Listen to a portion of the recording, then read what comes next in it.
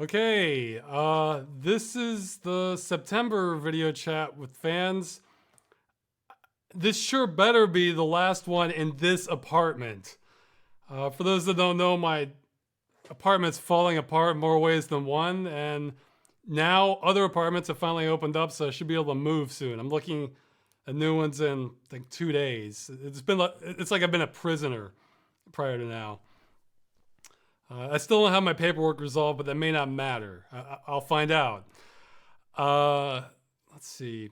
Yeah, for news, it's really kind of similar to last time. I'm going to be alternating between work on the website and the movie until I move. That's going to take top priority whenever I can find a place. After I move and get settled in, then I guess it's just going to be a spree of Freeman's Mind because it's bad. I haven't done those in a while. And that's mostly because the recording setup's all messed up. Again, I'm still in my living room here, surrounded by laundry. What? Okay, I had some notes. So yeah, there may be several videos coming this month, or there may be none. It's hard to say how it's going to play out, but I guarantee you I'm going to be working on stuff related to the videos. So there'll definitely be stuff for October, if not. It's just a question of how many I can squeeze in versus and work on the movie. And it's the continual juggling act I do, which I tend to drop things. I guess that's all I have for announcements. Main ones. Okay, I may repeat this later in a more official video, but I just want to throw this out there, maybe get myself a little more prepared. For anyone who's studying law, especially in countries that are not the USA, like any countries in Europe or Australia, New Zealand, if you think you might be able to find out like how the law pertains to games regarding them as like goods or services, and would be able to find some specifics for me, that might help me towards future videos. I may do like a full SOS on this sort of thing later, but I figure, why not? Yeah, if you want to contact me, my email's rosswscott@gmail.com. Actually, there is another announcement. The website almost for sure is going to get changed this month. So it may go down and come back up and hopefully be better. Let's see. Oh yeah, this one. Actually, I have a question for the audience this time because I'm sitting here wondering about this. Okay, for anyone in the audience, have you ever played a game where it started off kind of bad, but then later it got good and you think it's great? I'm not talking about one that started off okay and then got great. I'm talking about one you were ready to give up on it. Like, say you play it for an hour or two, but then if you stick with it, then it gets so much better and it's great. I'm not sure if I've run into any like that. I definitely have for movies. Like the first half an hour isn't very good, but yeah, but because some games, it's been my experience, like good games, they may not start off their best at the beginning, but they give you enough crumbs that you kind of want to play a little more. Okay, some people are mentioning a lot of them, like sometimes saying Until Dawn. I've played that one. Somebody's saying Deus Ex. No, Deus Ex, you have good music, you have conversation. I don't think Deus Ex fits that, but somebody's saying Cry of Fear. That's the Old Republic 2. Okay, I haven't played that one. Toki Toki Literature Club. Europa Universalis. Somebody's saying Star Wars Jedi Outcast. No, see, I don't know. I think Star Wars Jedi Outcast is a game that starts off okay, then it gets better. I have played that one. Okay, someone's saying Sleeping Dogs. Gothic 1 was almost like that for me. It made me want... I don't know, like a game you give an hour or two. Like, I'm just wondering, like, what games, you feel like giving up on them after an hour or two, and then, like, it gets a lot better, so... Hey, somebody's saying Life is Strange. Yeah, maybe. See, I don't know. I'm disagreeing with a lot. Okay, we have Earthbound, Dwarf. No, Earthbound starts off interesting enough. Yeah, not like it gets better. It starts off okay, it gets better. It starts off like you're ready to give up on this game, like after an hour. Like it's just not hitting anything. And I disagree with System Shock 2. I thought System Shock 2 started off great. Let's see. So I'm saying Saints Row 2. I disagree on Tyrion.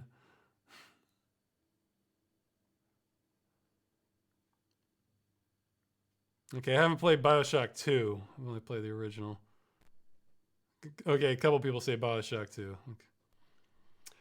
Okay, that might be a good candidate. So I'm saying Arcanum, because I played about 20 or 30 minutes of that and it just wasn't hooking me. So maybe that one got a lot better.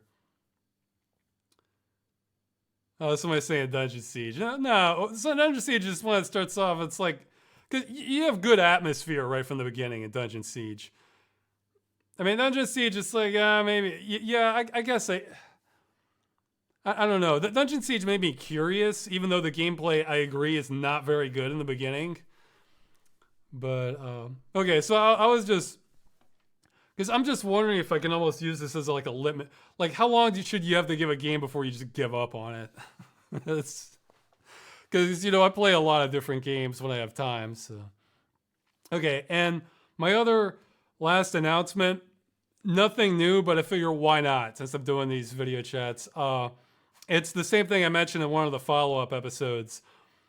I'm still on my quest to try to organize soundtracks. If you would like to assist with that, and like you have some ideas on how to sort soundtracks, you can email me on it. What I might do is throw several tracks at you that I'm not sure where to place them. I mean, there would just be YouTube links or something. And what? If the chat seems to stop completely. Hope I didn't disconnect. Oh no, it just didn't update. All right. If you have ideas like how to sort all the music to have like, so they sort of sound similar.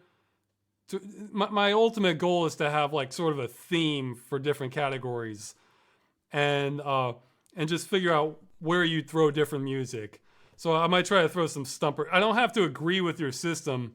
I mean, don't contact me if it's just like by artist, album. I don't care about that. I'm thinking of like how the music sounds. So if you would like to experiment, some stumpers that I could throw at you and get your feedback, I'd be interested in knowing that. That could help me figure out my own system. So again, I don't have to agree with how you would sort it, but at least you would have an idea how to sort these types of tracks. So that might give me some other ideas. Yeah, tags. Somebody's saying, I guess I should clarify. Yeah, tags are easy. It's more like, how do you tag it? Like if you're doing a custom track, that sort of thing. Okay. Oh, and my internet's been a little more weird lately, so it's foreseeable I could just disconnect in the middle of it. And if we get that sound cracking problem again, everybody in the chat could just type in capital letters, and that'll probably get my attention more than anything else. Okay, so I guess I'll get on to the questions people submitted. At the end, I'll answer stuff that's live. All right. Okay, the first question, they're from Ukraine. So from the last video chat, they want to hear the story about when I crossed the Polish-Ukrainian border. Sure. See, this is why we have voting on things, so that the stuff people would rather hear about goes to the top. Okay, so yeah, a recap. I think this was 2012, maybe 2013. It was one of the two. That, no, I think it's 2012. That I was trying to get my state permit renewed, but the paperwork didn't get submitted quite in time to process for everything. However, if you leave I guess an American, if you leave the European Union, then come back, that resets your passport, like with the Schengen agreement, so you can stay for another 90 days just on like a passport entry. So the way to buy us more time until the official paperwork went through was to, let's leave the European Union and come back and get my passport stamped. So we did that by taking a train to the Ukraine border in Poland. I forget which city we were at. And we took this, they had this sort of van trip of people taking people there. And so we went there. And when we got out, my wife says, it reminded her of communist Poland because she was a kid. She was a kid when that happened. She was a kid under the communist regime, and then that fell while she was a kid. But so she had memories of it. And there were a lot of people at the border all bunched up. And while she was there, she wanted to take out her smartphone to look at something. I was saying, hey, Magda, maybe you shouldn't do that here, because I was thinking we shouldn't, draw extra attention. And she just sort of dismissed me like, no, you're being silly, Ross. You don't know how it works here in Europe. So I was like, okay. She takes it out. Immediately, this crowd of people just all turn and look at her. Maybe there's still like some murmuring. And she noticed and she like immediately put it back in her purse. So I thought that was funny. Like, it's like, no, my instincts were right. You should have take that out if you don't want to draw a lot of attention. So as we're going to the line for the border crossing, right in front of us, there was a hole in the chain link fence, and there was this one person in front of us, and another person on the other side, on the Ukraine side, and they were just running. They ran up and they were just handing bottles, I think it was vodka, to the other one, and they're just stuffing it like in their satchel. And so basically they're just doing smuggling, just right through a hole in the chain link fence, like right in front of us. They don't care, So they're going through that. I think. I don't remember. My wife said she thinks she noticed the guard, like they had the timing right so the guard didn't see him, or maybe there was some sort of arrangement where the guard had like an intentionally blind eye. And so as we're going to the check, we get to the guy who checks our passports, and this guy definitely looks like military, and stocky fellow. And he gives like this he takes the passport and gives like this very intense look. I don't know if I can replicate, but it's sort of like, he looks like if you're not who you say you are, he's ready to break your neck. But, so I just sort of stand there, and then he stamps it. So we cross the border into Ukraine, and immediately crossing, we see, I think it was an abandoned internet cafe. And it's funny, they have the Internet Explorer logo on there with with some Cyrillic writing. I'm almost certain they didn't have any copyright usage for that. It's just Internet Cafe. Except I think it was shut down or something. But the Internet Explorer logo is still up on there. That actually happens in Poland too, where you'll see copyright usage where they, of course, don't have permission, like for pizzerias and stuff. There's one where we've seen like Simba from The Lion King just hand drawn on there on the front. Or another one they had, like, I think the Tasmanian Devil from Looney Tunes, just sort of a little drawn on the front of their pizzeria. And so they don't care. So there's that. We see a lot of the communist era cars are parked out front. I don't know enough about cars to know what models they were, but I know enough about cars to tell that, these are from communist era cars. And so it was pretty uneventful. We just sort of looked around and came back after about an hour. And coming back, the check was sort of comically not thorough, where I wasn't carrying anything special, just my jacket, but, I had a coat on, cargo pants and everything. I think they asked I don't even know if they were asked to empty my pockets. They probably did. But the main thing they did was they just had me unbutton my coat, just kind of hold it open, turn around. That was it. They didn't pat me down or anything. And they asked if I was bringing any cigarettes or vodka. So no. So, and that was pretty much it for the security check coming back. Again, that could have changed. But because this is before the whole big border dispute. But yeah, I thought it was fun. I feel like we got a taste of the experience there. How just a smartphone, everybody pays notice. They're smuggling right in front of us. So that was amusing for the visit.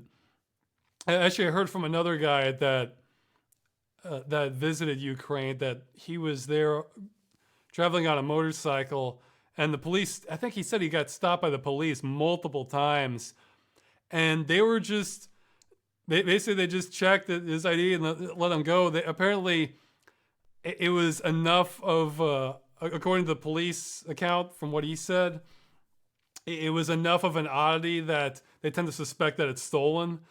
I don't know, and it wasn't in his case, so they let him go. So, but yeah, I feel like I got a good.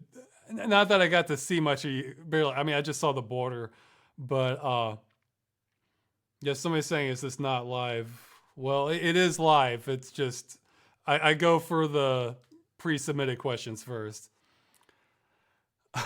Okay, so yeah, let's move on to the next questions. Okay. It's been over a year since your Ballies episode. Any updates on your hair? I don't know. Well, you can probably see from the video. I mean, I have a couple friends who've just like gone almost completely bald by like, late 20s. So I'm hanging in there longer, but I don't know. I'm not sure I'd bet on me for that. Let's see. I will do a follow up showing the strategy I used in that one level for Baldies. I actually don't remember exactly the specifics, but I remember the basic strategy I used, so I'll probably be able to figure it out. But yeah, there was only one strategy I found that worked for that level. And he's saying I might not like Laszlo from the earlier Grand Theft Auto games as much in 5. Well, it wasn't actually Laszlo so much as the guest he would have on. He'd have like Fernando, or like that kung fu expert who claims he can tear a phone book in half with his toes and break a desk in front of him. He can't. Yeah, can't. There's another person saying, yeah, Winter is a conspiracy invented by fashion companies from this nudist appearing on the radio. So they had good talk radio in Grand Theft Auto, for what I remember. So let's see. Yeah, Laszlo had the best guests on his talk segment. How do you feel about the new reveal of Cyberpunk 2077? Well, I actually haven't seen the new one because I kind of don't want to. Look, I saw the trailer. That's enough. Let me convey, this is incredibly rare for this to happen to me, where I see just a bit of it and I'm convinced it's going to be pretty good. And so I don't want to know anything else until I play the game. I can't remember the last time that happened to me actually with games. Not that I'm watching game trailers all the time, but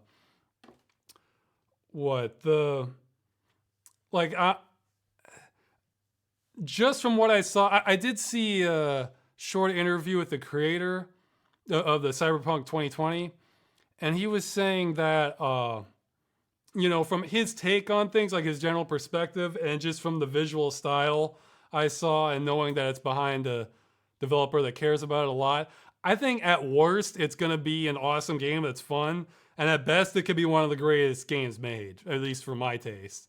So I'll rather just wait and let them take however much time they need, and I'll enjoy it when it comes out. I'm not going to look at every little release they have. So don't worry. I'm sure there's plenty of other YouTube videos that talk about that. But yeah, I'm just, and you know what? Even when it comes out, it may disappoint some people, but I'm probably not going to be like a pre-order person just because I'm cheap, and I'll probably wait till it goes on sale. Maybe a year or two later. So I'm there's just so many games now. Yeah, so many. But yeah, it's definitely like a most anticipated game for me. Let's see.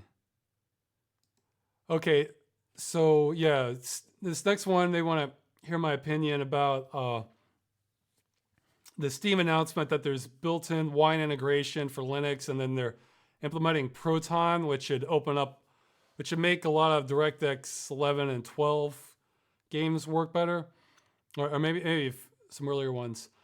Let's see, when they're whitelisting games to the whitelist games to the stable client when they are 100% confirmed to just work with zero interaction required on the part of the user. That's great if they can distinguish that. And hey, I hope it goes well. I imagine a whole lot of this stuff is case by case basis as to how well it works. I actually am gonna, part of what I've been working on besides the movie and the website stuff is I'm actually gonna have a video related, highly related to this topic. It'll complement this extremely well. And I'm gonna test a whole bunch of stuff, not just on Linux, but on Windows 7 and 10, and just a whole variety of games under different situations. So it'll be pretty in depth. I think if you're interested in that sort of thing, yeah, like if you're interested in legacy gaming on like modern hardware, I think you'll definitely have some interest in what I'm gonna do. It's not gonna be a how-to so much as real world results. Where are we with this sort of stuff? So that's coming. I'd actually say it's conceivable that could even come out this month, depending on how the moving goes and everything else. I'd say it's very likely I'll have it October, but we'll see. If I get to it, I'd say definitely no later than November, because I might get overly ambitious for Halloween again and try to get too much stuff out and then push that aside. But it's definitely one I've been wanting to make this since like spring or late last year, so it's finally getting there. So yeah, I want to say, I don't know. Optimistic's not the right word. It's more like I'm hopeful. That's a better word. Yeah, I'm hopeful for this, that there's an actual realistic alternative to 10 for gamers. It's certainly got a shot in the arm, from what I understand. So let's see. Yeah, I'll go into this much more detail when I make that video, and I'll explain my reasoning and everything, why I'm testing what I am, that sort of thing. So I don't think there's going to be many videos like what I have planned on the internet. Maybe not any. We'll see. Ross, you said you make a video about how evil Electronic Arts is. Seeing how Battlefield 5's pre-orders are far lower than the executives predicted, it seems fans have reached a critical mass of dissatisfaction towards the company. Now would be the perfect time to tell everyone exactly what makes EA an abhorrent entity. Well, it depends on what people sent me. See, I guess there's two things. One is for just straight up evil stuff.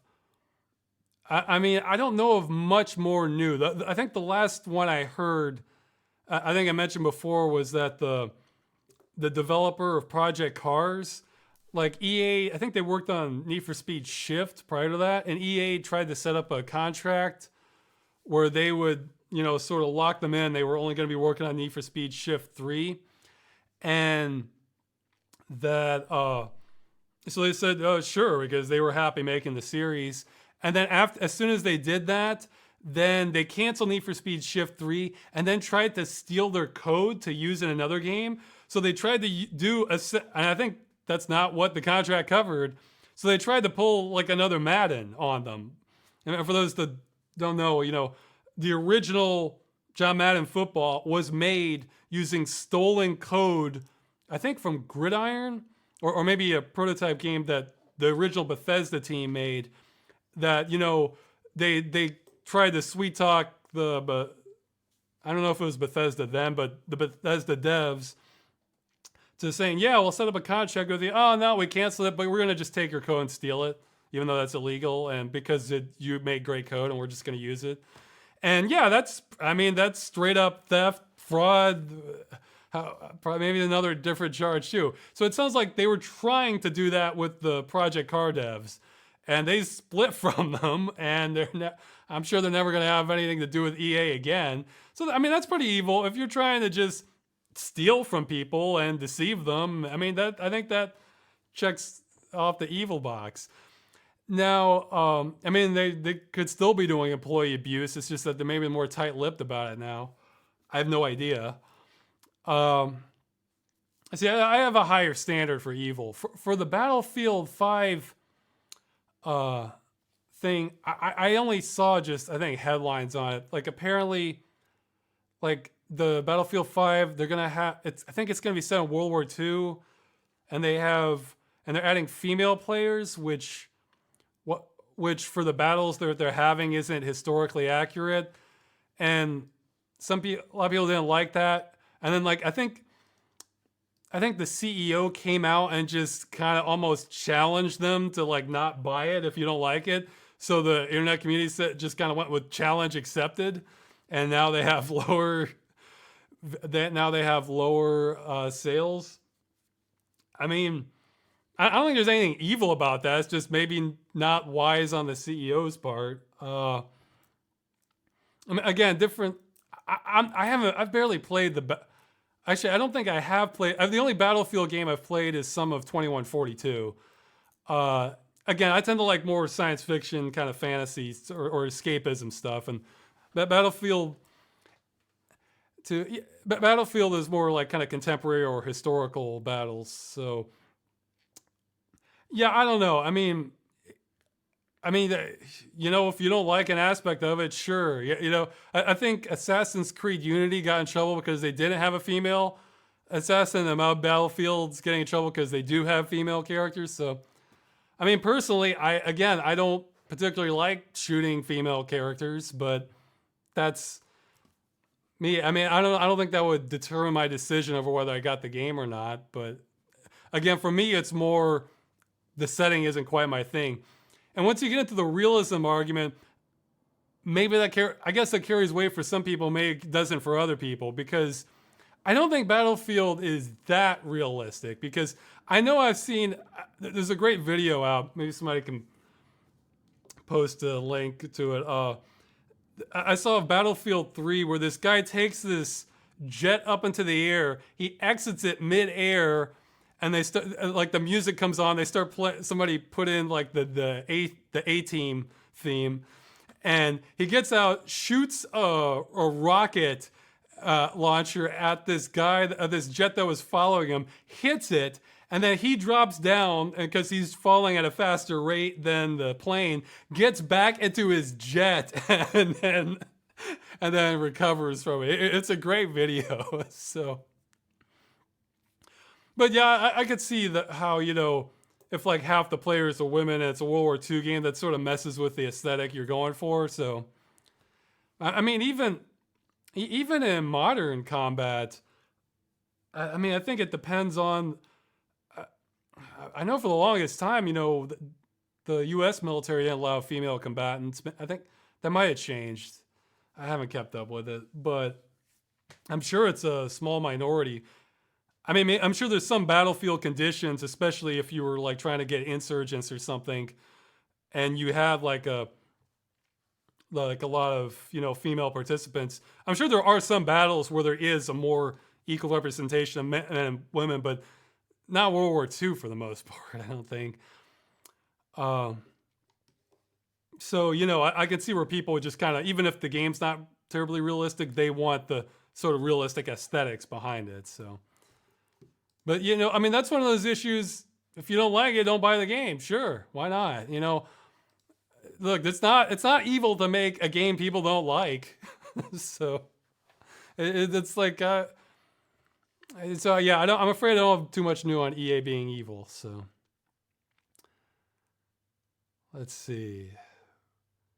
Would you rather fight one head crab-sized Gordon Freeman has a miniature Gauss cannon, or one Gordon Freeman-sized head crab? I think I'd clearly rather fight the giant head crab because, if it's a tiny guy shooting at me, that's bad news. I mean, I've always, that's always a thought I've had.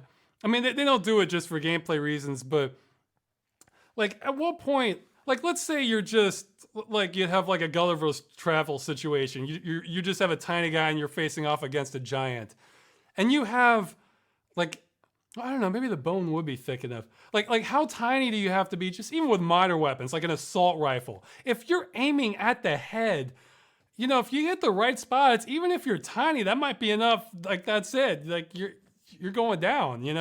If you hit, because I mean assault rifles have incredible penetrative power. I don't know though. I guess like how much bone can one go through? I guess. Well, I guess the skin and the bone and I don't know. Maybe there's enough to slow it down. But sometimes in games, you're fighting this giant monster, and like even though you're tiny, some of your weapons are incredibly powerful. So I don't know. I haven't seen any where you can just take down a giant. Like you have a rocket launcher, or you have just like a minigun or something. It seems like that might be enough, even if you're tiny. You don't have to be doing it for 5 minutes if you wanted realism for that scenario. I mean, I can see why they do it, because Anywhere else, the giant monster is going to be able to take a lot of hits. But yeah, at least with a human-sized head crab, I could just grab something. Like if right now I could probably grab my microphone stand and use it as to try to defend myself with it or something. But if it's a little guy shooting at me, that's bad. I don't know if I can. I don't know if I'd win against that. So let's see. Okay, next question. You tend to enunciate the G's in words ending with ing very strongly. Is that a regional accent? Well, if I had to guess, it's probably one or both of two things. One is that since I'm in Poland, the Polish words tend to be pronounced with like harder and then enunciation. In fact, my wife thinks it's funny how soft the way I pronounce some of the words are, is she's told me. So it could be that's just rubbing off on me unconsciously. The other aspect is that I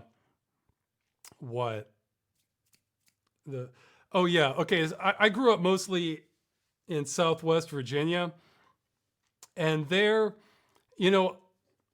I guess I may have actively a little bit not taken efforts to not end up with kind of a country twang for my natural voice.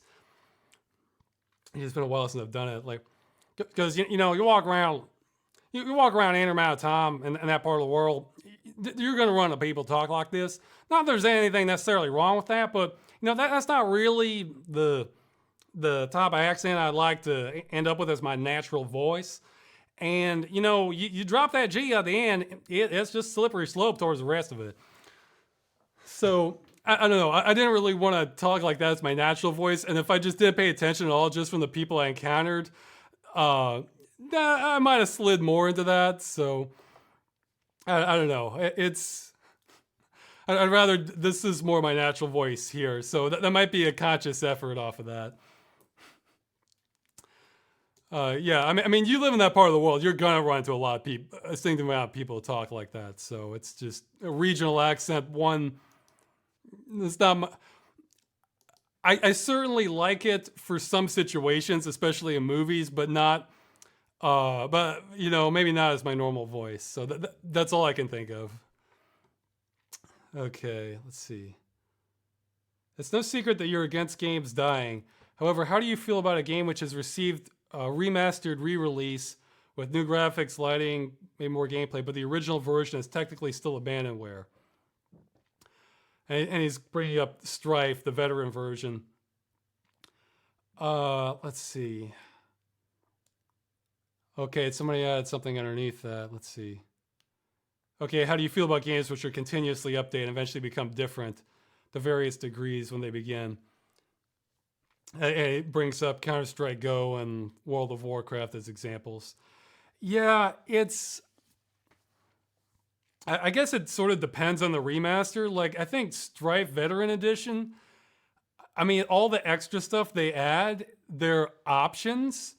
So you can turn all that off and I think it's going to be kind of superior to the original in almost every way. Like, even if you don't like the special effects, I think you can turn them off and it's still better. It's widescreen, high resolution, mouse aiming. It's the exact same game. I mean, I'm not sure. I think so. So in that case, it's like, yeah, I guess if you're a collector, the original, you might want to hunt down a copy, but I'm not too worried about that. It's like, hey, you have a version of it that's probably better than what was the original. So, but on the other hand, say you have something like one that comes, I haven't played it. I've only seen comparison. I played the original. I haven't seen comparison video. I haven't played the new one, but I've seen comparison videos. Fable, they like the original, they did a remaster version. I think the lighting in the newer one looks awful. I mean, yeah, I guess the shadows are more accurate, but it's like everything's dull. I think they added a muddy brown tint filter to everything. It's like, why? This was like a fairy tale kind of game. You want it sort of colorful and vibrant for that kind of game. And they changed some of the models. Some of them look better. Maybe some of them don't. And so it's like, well, no, the original one was the good one. But you get into murky territory because then it's like, Well, the publisher is still. Well, no, I think it's like what I said before. What you should do in those cases is if you don't own any copy of them, you should pirate the original that's not for sale and buy the new one just to sort of show your support for the company that you are interested in this game even though you think the remake's terrible. It's too bad there's no way to communicate this to them, you know, because then they get the wrong message. Oh, we better make all our games look this bad for our remakes in the future. So I don't know. Um, I guess, and then the other issue is, yeah, he's saying for continuously update. How do I feel about games that are continuously updated? It's it's like I wish there kind of were sort of milestones where you can play the old version, or you can buy that copy if you want, and that's I would like to see that. However, I see that as a much lower issue than just you bought the game, go to hell, you can never play it again because we shut it down and nobody can play anything. I mean, although I guess for some people it's a little like that for the original version, but I can see where that's a lot of work for the developer on their side, and they are still supporting a version of it. Yeah, I think maybe I mentioned this last time, but the analogy I'm thinking of is like, say this is like the argument whether you should have like a bologna sandwich or a full 3-course meal with meat, vegetables, dessert, everything, when the reality is we're starving in the desert. We have neither of those things. That's how I feel about like just dead games. It's like, well, we don't even have the option of the worst version, you know? So, okay, it's somebody saying loud pops in the audio. I'll wait for somebody else to say it. Nobody else is saying it, so okay, somebody else is saying. Okay, I'll disconnect the audio. Maybe this is the cable. I don't know. That actually creates a pretty loud pop. I tend to disconnect. I tend to filter that out before I post it on YouTube. Okay. Somebody's saying no pops now. So I would like it if there was like more of awareness to play the old version if they make drastic changes, like real content related changes. But I got to pick my battle. I feel like we have to start with not being able to kill your game outright.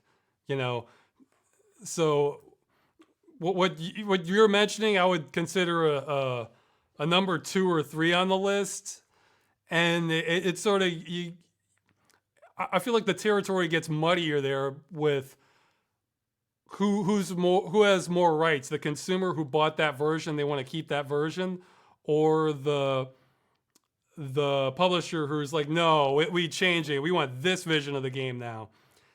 So that one's a lot murkier, where to me it's much more black and white for dead games.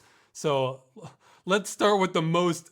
I'm keeping my attention focused on the most important issue in gaming for me, just because if the games don't exist in any form, well, that's worse than even the crappy versions. So yeah, I agree that's an issue. It's a lot murkier, and I'm not sure I'd have as strong a case for that. So, what is your taste in music? Do you have specific preferences, or are you like me and just listen to most anything put in front of you? No, I have preferences. I guess. Well, I mean, I guess for regular mainstream music, I like rock, metal, kind of like less electronic, like trance or some drums and bass, or just some stuff I don't know how to classify. If it gets really close to where you're not sure if you can argue if this is music or noise, then I tend to drift towards the music side of things. And the thing is, I listen to a much wider variety in that, but I get much pickier once people start singing. Like, I sort of have to like their voice and the vocal style. Like, I cannot tell you how many songs I hear the first 15 seconds of it, of the intro thing. Oh, this sounds cool. Then they start singing and I think it's just terrible. So that's why I listen to a lot of soundtracks, where that's usually not an issue with most of them. as far as soundtracks, I listen to a wide variety. Um, I guess like for genres I don't really like as much. Let's see. I guess I'm not really into anything that sounds sort of like disco or again I think I think I mentioned sort of like Motown stuff or anything R&B. That's not my kind of music at all. Um, so it yeah. I mean like I guess with hip hop it really depends. Like if it sounds like something like you can really kind of groove to, I like that. Or but if it's something like kind of softer, maybe I don't. Jazz, I'm not that big on. I don't know. I like some, I guess, more kind of rhythmic jazz. Uh, Somebody's saying they like jazz and blues. Blues, it sort of depends. Some I can like. Uh, I'm trying to think of ones on the. Yeah, somebody's saying nice picture on the left. That's my land. That's my landlord's there. That'll be gone next time. I hope, man. I hope I'm in a different spot by next month. So it just depends. But yeah, I mean, soundtracks just have such a wide variety that and even then, some jazz I can sort of actually for older stuff, I can actually like some sort of big band music. You know, if it's done right. You know that I'm trying to think of. Yeah. Okay. Maybe somebody can answer what kind of if you're a jazz theme. If you're a jazz fanatic, again, there's some jazz I do kind.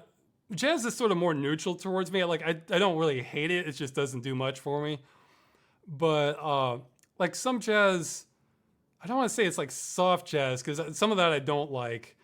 But the okay, maybe this isn't even jazz, but I'm thinking if you play Gabriel Knight, the music they play by Lake Pontchartrain, like the original one, I think they did a remake, so I don't know what that sounds like. You can, yeah, somebody's mentioning synthwave. I like that stuff. Maybe you can figure out what that is. It seems like it's some sort of jazz, but maybe not. But yeah, once you get into a lot of the subgenres, I'm actually not even knowledgeable enough to know all the little distinctions on music. I'm much more of an enthusiast rather than. Oh yeah, speaking of which, I made a big mistake on the last game dungeon. This is gonna be mentioned in the follow up. I mispronounced the title of the game. It's Requital. I'm there saying Requital. I just assumed. I never checked. Oops, I mispronounced it. So it's Requital. Yeah, so that'll get a correction when I eventually do a follow up. So at least I didn't mention it a whole. I should have just called it Wolfhound the whole time. Yeah, but I think everything else was about accurate in that game. Okay, favorite and our least favorite game soundtrack. Well, I don't know about favorite. It's too hard to decide. I need to catch up on a bunch too, but again, they're ones I mentioned several times, like Unreal, Castlevania Symphony of the Night. What are some others? Well, Rama. Rama is a great soundtrack. One which you'll get a game dungeon later on and some unreleased material. Let's see. I have to think. There's so many good soundtracks. These are just some off the top of my head. I mean, somebody's mentioning. Well, yeah, like Super Metroid, Donkey Kong Country. Those both have wonderful soundtracks. You know. Let's see. So I mean, it's again. There's so much good music out there. For worst, what are my least favorite ones? That's a good question. Ah, man, I have to think about it because usually, like the least favorite ones, I just tend to turn them off. I think okay. I don't know if I'd say my least favorite, but I remember not really liking it. I think it was Hard Truck Apocalypse. I remember that not being the because you say a title like that, you're expecting straight up metal, but no, it's not really like that.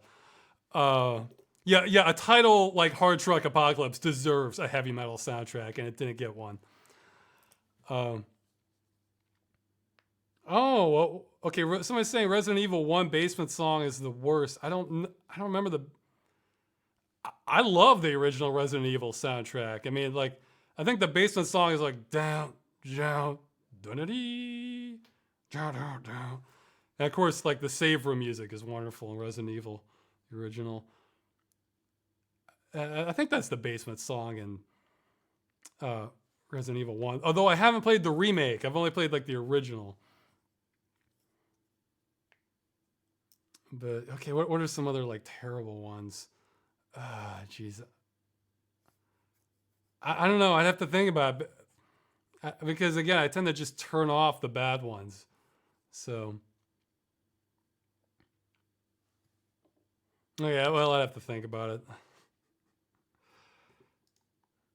I tend to remember the good stuff. Yeah, I tend to remember the good stuff more than the bad, unless the bad sort of scars me in some way.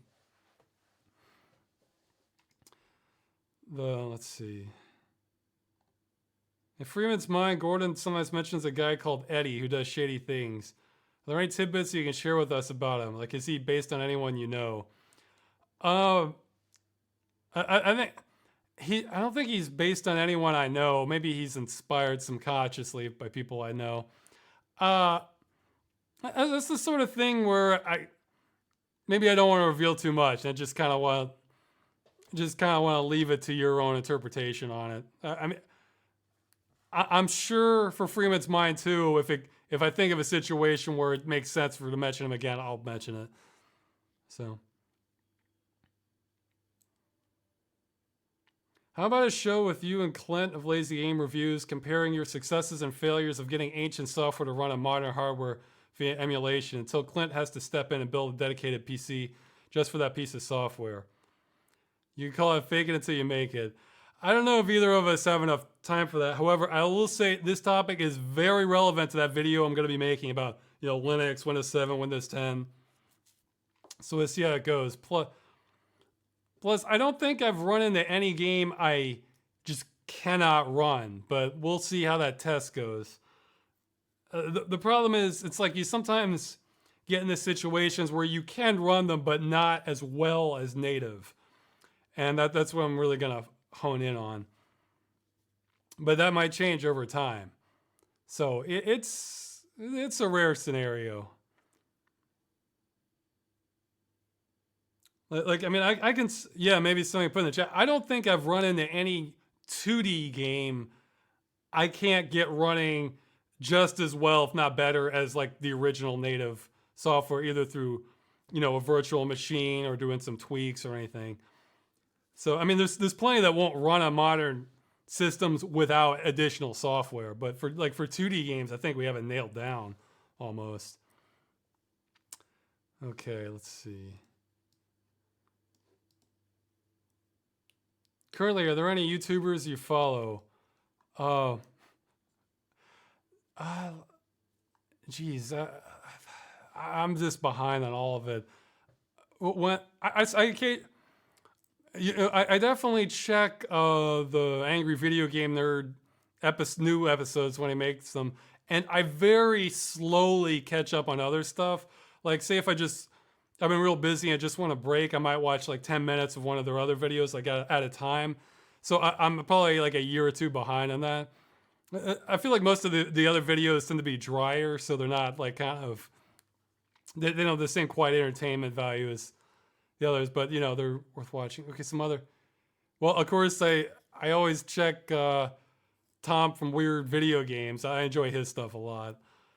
I haven't checked them in a while. By a while, I mean maybe 2 years now, but I plan to check. Maybe I'll check them again. There was a comedy group that it's called True Nuff, and some of theirs were pretty good. They sort of hit or miss. If I recommend Glacier Race, that was a video by theirs. They haven't updated it forever. I guess they're dead now. But Magic Hugs, a lot of just pure gold stuff on that for my taste. He's kind of sporadic, but I enjoy Mike Polk Jr. He's the guy who did the Cleveland tourism video. He's spread out all over the place. I think he's across like 8 different YouTube channels or something like that. What are some others? Again, I'm sort of behind on a lot of stuff. But yeah, I think if it has, I think if it's, I like surreal humor and stuff. Oh, okay, well, yeah. Recently, I saw the Red Letter Media. Yeah, they make good. I catch up on them much more slowly, but I recently saw their Plinkett review of the latest Star Wars episode. That was really good. I was laughing hard at some parts of that. So yeah, just I guess I appreciate good comedy.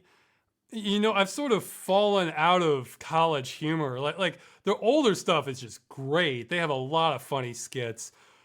Like again, I recommend the Infinisphere by them. Oh geez, what was another one I loved? They had, yeah, I forget the title of it, but it was one of their late night ones. But their newer ones, I found them to be much weaker. So, uh, yeah, let's see. But they had one or two. Yeah, I think they had one recent one that I liked. One was like the CEO of Tide, like saying "Don't eat the Tide Pods." That one, that was a recent one that was pretty good that they had.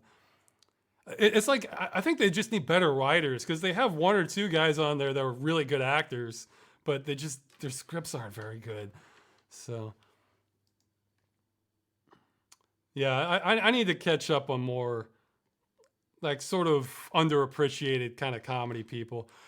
It, I don't know. Sometimes people just have like a certain charm to their channels too. Like I saw, Brave Dave's Big Fat Freight Hop, who unfortunately got stopped at the airport because he posted a YouTube video on his last adventures and would have been arrested if he had come into Canada, I think. But I saw another comment that cracked me up. I was looking up the other day. I was just curious about it because I just have vague memories of it as a kid. Uh, like the Voyage of the Mimi, because we watched that at school. And the top comment, it just made me laugh so hard. It's like, the Voyage of the Mimi. I remember watching this in 1993 in 5th grade. And, back when I was 11 years old, back when I still had a chance in life. And I checked his channel and he had one or two funny things on there. So I might check out more of that. He had this sort of earnest desperation in his videos that I appreciated. Oh yeah, okay. Here's a question for you. I might even throw this on a game dungeon. Again, this is just totally not important. Me just being curious. The vast majority of game dungeon videos I do, I'm covering them because I think there's something in them worth talking about. I'm gonna turn on the fan. I'm getting hot. Like I'm not really that big into nostalgia. But sometimes I have like these such blurry memories of games that I kind of want to see the game just to convince myself it was real. And a game like that, okay, so here's a challenge for anyone who wants to try to figure this out. You can email me again, rosswscott@gmail.com. It was this, I think it was an educational game. I saw it in a computer lab. It was either early to mid 90s. That was it had at least VGA graphics. I don't remember if it was PC or Mac. And in you were sort of in this suburbs area, and I think there was an outside part. Like I think maybe one part you were in a kitchen, then you go outside and you're at this like sort of garage area, or there might have been a basketball hoop. But I remember you go to a map view of like the town, and I remember in the game you were trying to either check or solve the problem of the salinity of like the local stream. That should narrow it down enough if you've played it, but that might be too vague otherwise.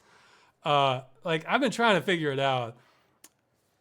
As terms of the visuals, in my very blurry memory of this, I checked out the game Eagle Eye Mysteries. That has a similar look to what I remember. So visually similar to that. So if you think you might know that, let me know. I'm just curious. Like, what was that game? Again, I saw it in a computer lab. So might have been PC, might have been Mac. Don't know. Yeah, somebody's saying that's so vague, but yeah, you were checking the salinity of the stream, so it might have been like this. It's not EcoQuest and it's not Willy Beamish or anything like that, but it might have been like an environmental mystery game, where you're trying to solve the mystery of like what happened to this stream. So, yeah, if you want to take that as a challenge, I know this game existed. Like the part about the salinity of the water, then you're testing the stream. It's in the suburbs, like sort of bright and sunny suburban town. Maybe you can figure it out. So, yeah, go ahead and email me on that if you think you know what game that is. But yeah, okay. So let's see. All right, so yeah, I got off track. What do you think about the Steam controller? I've not used it. If you got a chance to use one, would you? I guess it depends on the game. I mean, if I could adapt well enough, I still think like for first-person shooters that wouldn't be good enough for me, but maybe for some other games like I'm trying to think of games where I wouldn't want a regular gamepad, but I would want a Steam controller, and they're not something where I would really want that mouse precision. I mean, maybe something like a point-and-click adventure game, or I don't know. I think it's like a small subsection of games, but I think it's probably for people who just do not want to be at the desktop and they just want it all on the couch. In which case, it's better for some games than some types of games than a regular gamepad would be, because I think for like third-person platformers or something, I probably want a gamepad, and for like 2D platforms, I definitely want a normal gamepad. For driving games, I'd rather have a wheel or okay, I'm getting off track on that, but I don't have much of an opinion on Steam controller, I guess. So in the Requital game dungeon, you mentioned that had the worst caravan sequence in a game you've played. That got me wondering, what other games you played that had caravan sequences and how they compare with each other? Well, I don't know if it counts, but I mean, the Oregon Trail, it's not really a caravan because you're wagon. So, but Fallout, the original one, you had caravan sequences. You could go to the hub and you could go and have an escort for the caravan, and sometimes there'd be trouble, sometimes there wouldn't. I'm trying to think of others. I'm sure if I like, if you lock me in a room and I'm not allowed to exit until I can remember another game that had a caravan sequence, I'm sure I could come up with something, but nothing's coming up right away.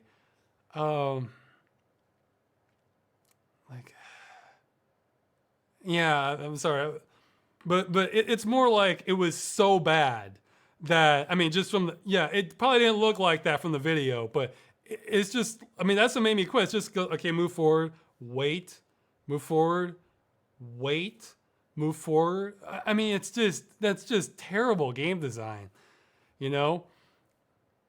I mean, you can get away with that if, okay, somebody's saying Assassin's Creed had them. I haven't played the original. Somebody's saying Dragon's Dogma. I just still need to play that. Oh yeah, Warcraft 3. There we go. Yeah, I think like the secret level of Frozen Throne had sort of a caravan. Was it a caravan sequence? I think it was sort of Dota inspired.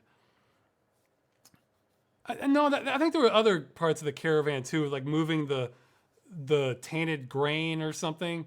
It might have been like in the original, like the human or the undead campaign. I'm pretty sure it was one of those for Warcraft 3. There's something very much like a caravan in one of the Warcraft 3 games. Okay, somebody's saying Assassin's Creed does not have a caravan. I don't remember. I've only seen a playthrough of the original. Somebody's saying Gun. I haven't played that one. That's a Western. But let's see. Okay, what was the question? I got sidetracked again.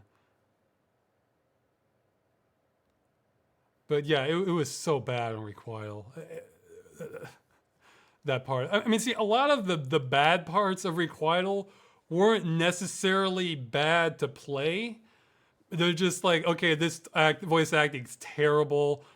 Uh, okay, this is odd, but it's playable. Whereas that's just bad gameplay. And yeah, that's what I was gonna say. You could get away with that walk forward and wait if you had like a real high suspense game. So you're expecting an attack any second, or just it has like a real move to it. Then you can get away with this sort of doing nothing but walking because you're sort of riding out the tension. That's okay. See, it's not that you can't do it well, but man, that was just bad. Okay, what is your best and worst movie theater experience? Well, the worst would have to be I was just with some friends and they wanted to do something to kill time, and all that was playing at the time, I think, was what was it? Yeah, I think I mentioned in the Uncanny Valley episode it was Paul Blart Mall Cop. So I had to watch that through. I couldn't skip through anything, and I was just ready to just start making jokes like it was Mystery Science Theater 3000 because it was so bad. But of course, like this one lady in front of us just got real upset that we were just sort of murmuring. So I had to kind of suffer through there in silence. The movie is just terrible. I mean, there was maybe one part that was amusing, like with a band-aid where they're over, but it was just a terrible movie. Let's see, what was the best? Uh, well, that black and white video I saw, yeah, it's like it came to planet Earth or something like that. It was a black and white anaglyph 3D movie I saw. Boy, the 3D was fantastic on that. I mean, the the rocks sort of tumble down on you, and when they shoot a ray gun, it's like right in your face. That was a real thrill from the movie theater that you don't get from. Well, I guess maybe you do for some 3D TVs or something, or VR now. Yeah, somebody's saying it came from outer space. That might have been him. That was a real sort of ride watching that. I mean, let's see. And of course, when I was young, I saw Jurassic Park in the theater. I was pretty blown away by that. And later, I guess there's a bunch of movies.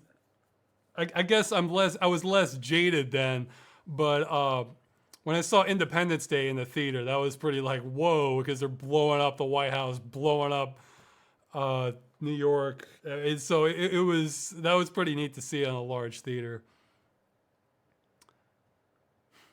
Somebody's saying Rampage was a pretty good video game movie, to be honest. It wasn't terrible. That's how I felt about. I saw the Rampage. I kind of want to make a game, maybe a short game dungeon, bite-sized game dungeon on Rampage. So yeah, again though, I have not seen that many movies in the theater, so it tends to be more of like a rare event, like it's a movie you really want to see, or well, actually, for me personally, I would see almost nothing in the theater that I can't wait for to see cheaper on video. But if my wife really wants to go see something, we'll go see that. Let's see. So, or I might see one for like my birthday or something like that. Okay. The next game dungeon is going to be the 50th one. Any plans for celebrating that one as a milestone or something? No, I wasn't even aware it was the 50th one. So, sorry. I'd rather just keep moving forward, just try to make something good. I mean, if there was something really, I feel like I've blown most of my chances to have like the timing work out well for the game dungeon. Like one of my favorite examples of that is, an angry video game nerd released Street Fighter 2010 in 2010. I thought that one was great. That one was perfect for like connecting the two and having it work thematically. I'd love to do more of that stuff, but I feel like I just have too many delays and it ends up causing me misery trying to do that, or I'm just too busy with other projects I've already had going. So Do you enjoy watching so bad they're good films like The Room or Birdemic? I feel like those are much better if you're watching them with a crowd, or if it's like Mystery Science Theater 3000 style where you have people making funny jokes the whole time. Then I do enjoy them. Just by myself, no. I kind of need the crowd helping me out on those. Although I did see Troll 2, and that is extremely watchable just even on your own. It's a very amusing movie. So yeah, Troll 2 passes the test. Just I'm sure it's great with friends, and I'm sure it's definitely watchable and good on its own too. So yeah, I kind of need the joke. So if somebody Mystery Science Theater 3000's it, then sure I can watch those. Are there any puzzle games you would recommend to someone besides ones that I've already talked about in Game Dungeon? Yeah, recently, not long ago, I played the Talos Principle. That's pretty solid puzzles in those, and I don't remember needing arcade reflexes for those. I'm sure there's a yeah. Maybe somebody can mention more in the chat. I should recommend. What were some of the good puzzle? I'm trying to remember because I think the best puzzle games are ones that are just pure puzzler. Well, I'm sure people will mention what I did in Puzzle Agent, the Professor Layton, which I still need to play. But considering how much people mention it and has high reviews and Puzzle Agents based off the gameplay, I'm sure it's a good game. So, okay, somebody's mentioning The Witness. I did try that. I got a ways into it, but that's a good one. I've played that. Cube, Qube. Well, of course, Portal. Although Portal, I think you do need a little bit of arcade reflexes. But yeah, I enjoyed Cube. That one is a real nice soundtrack too. Yeah, that's another one. Mag Runner. I enjoyed that one. Okay, somebody's saying Opus Magnum is great. For like, yeah, with The Witness, I tried playing that. I got a ways into it. Like a lot of the puzzles were good, but then you run in the situation. My issue with The Witness was it had too many puzzles where the puzzle is try and figure out the rules. And it's just, a lot of it's just pure trial and error stuff to get the rules. Then you can get to the point where you can actually figure out the puzzle. And it's like, I don't like that. And then I run into situations where, yeah, somebody's saying moon logic. I mean, it's a little bit of that. It's not the worst case by any means, but where I swear they break their own rules that they established earlier. And apparently, I went online. I finally caved in and went online and looked up. It's like, well, how? Because I figured it out. Under the rules that they established, yes, this puzzle is impossible. So I'm obviously missing something, so let me go online. And I look it up, and it's like, oh, okay, so this directly contradicts the rules they established earlier. It's like, okay, well, gee, aren't you clever by doing that? I mean, it's like, no, it's just, I mean, I don't know if I go so far as say it's trolling, but it's, I mean, they're not being as clever as they think they are. So I don't appreciate that. I enjoy a really hard puzzle where it's like, all right, here are the rules.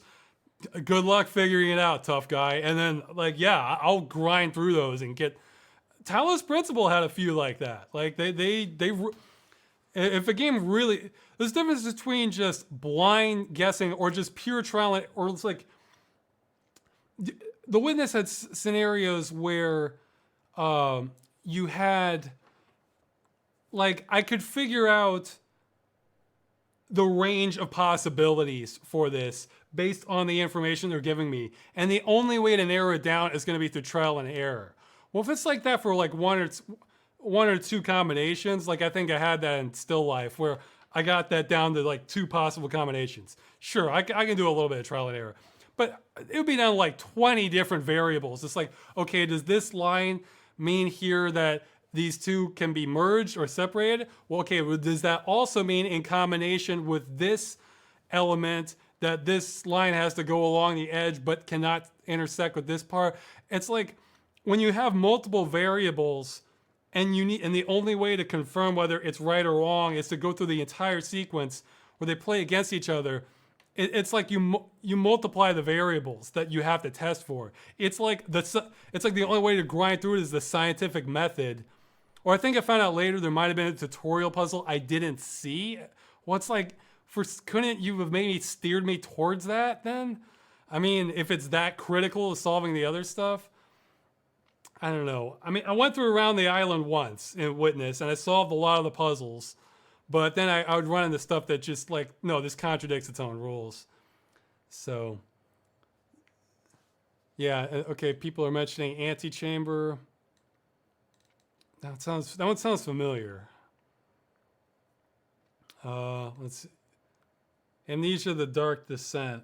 I still need to play Amnesia. I've played Penumbra. Again, I'm looking at the suggestions here.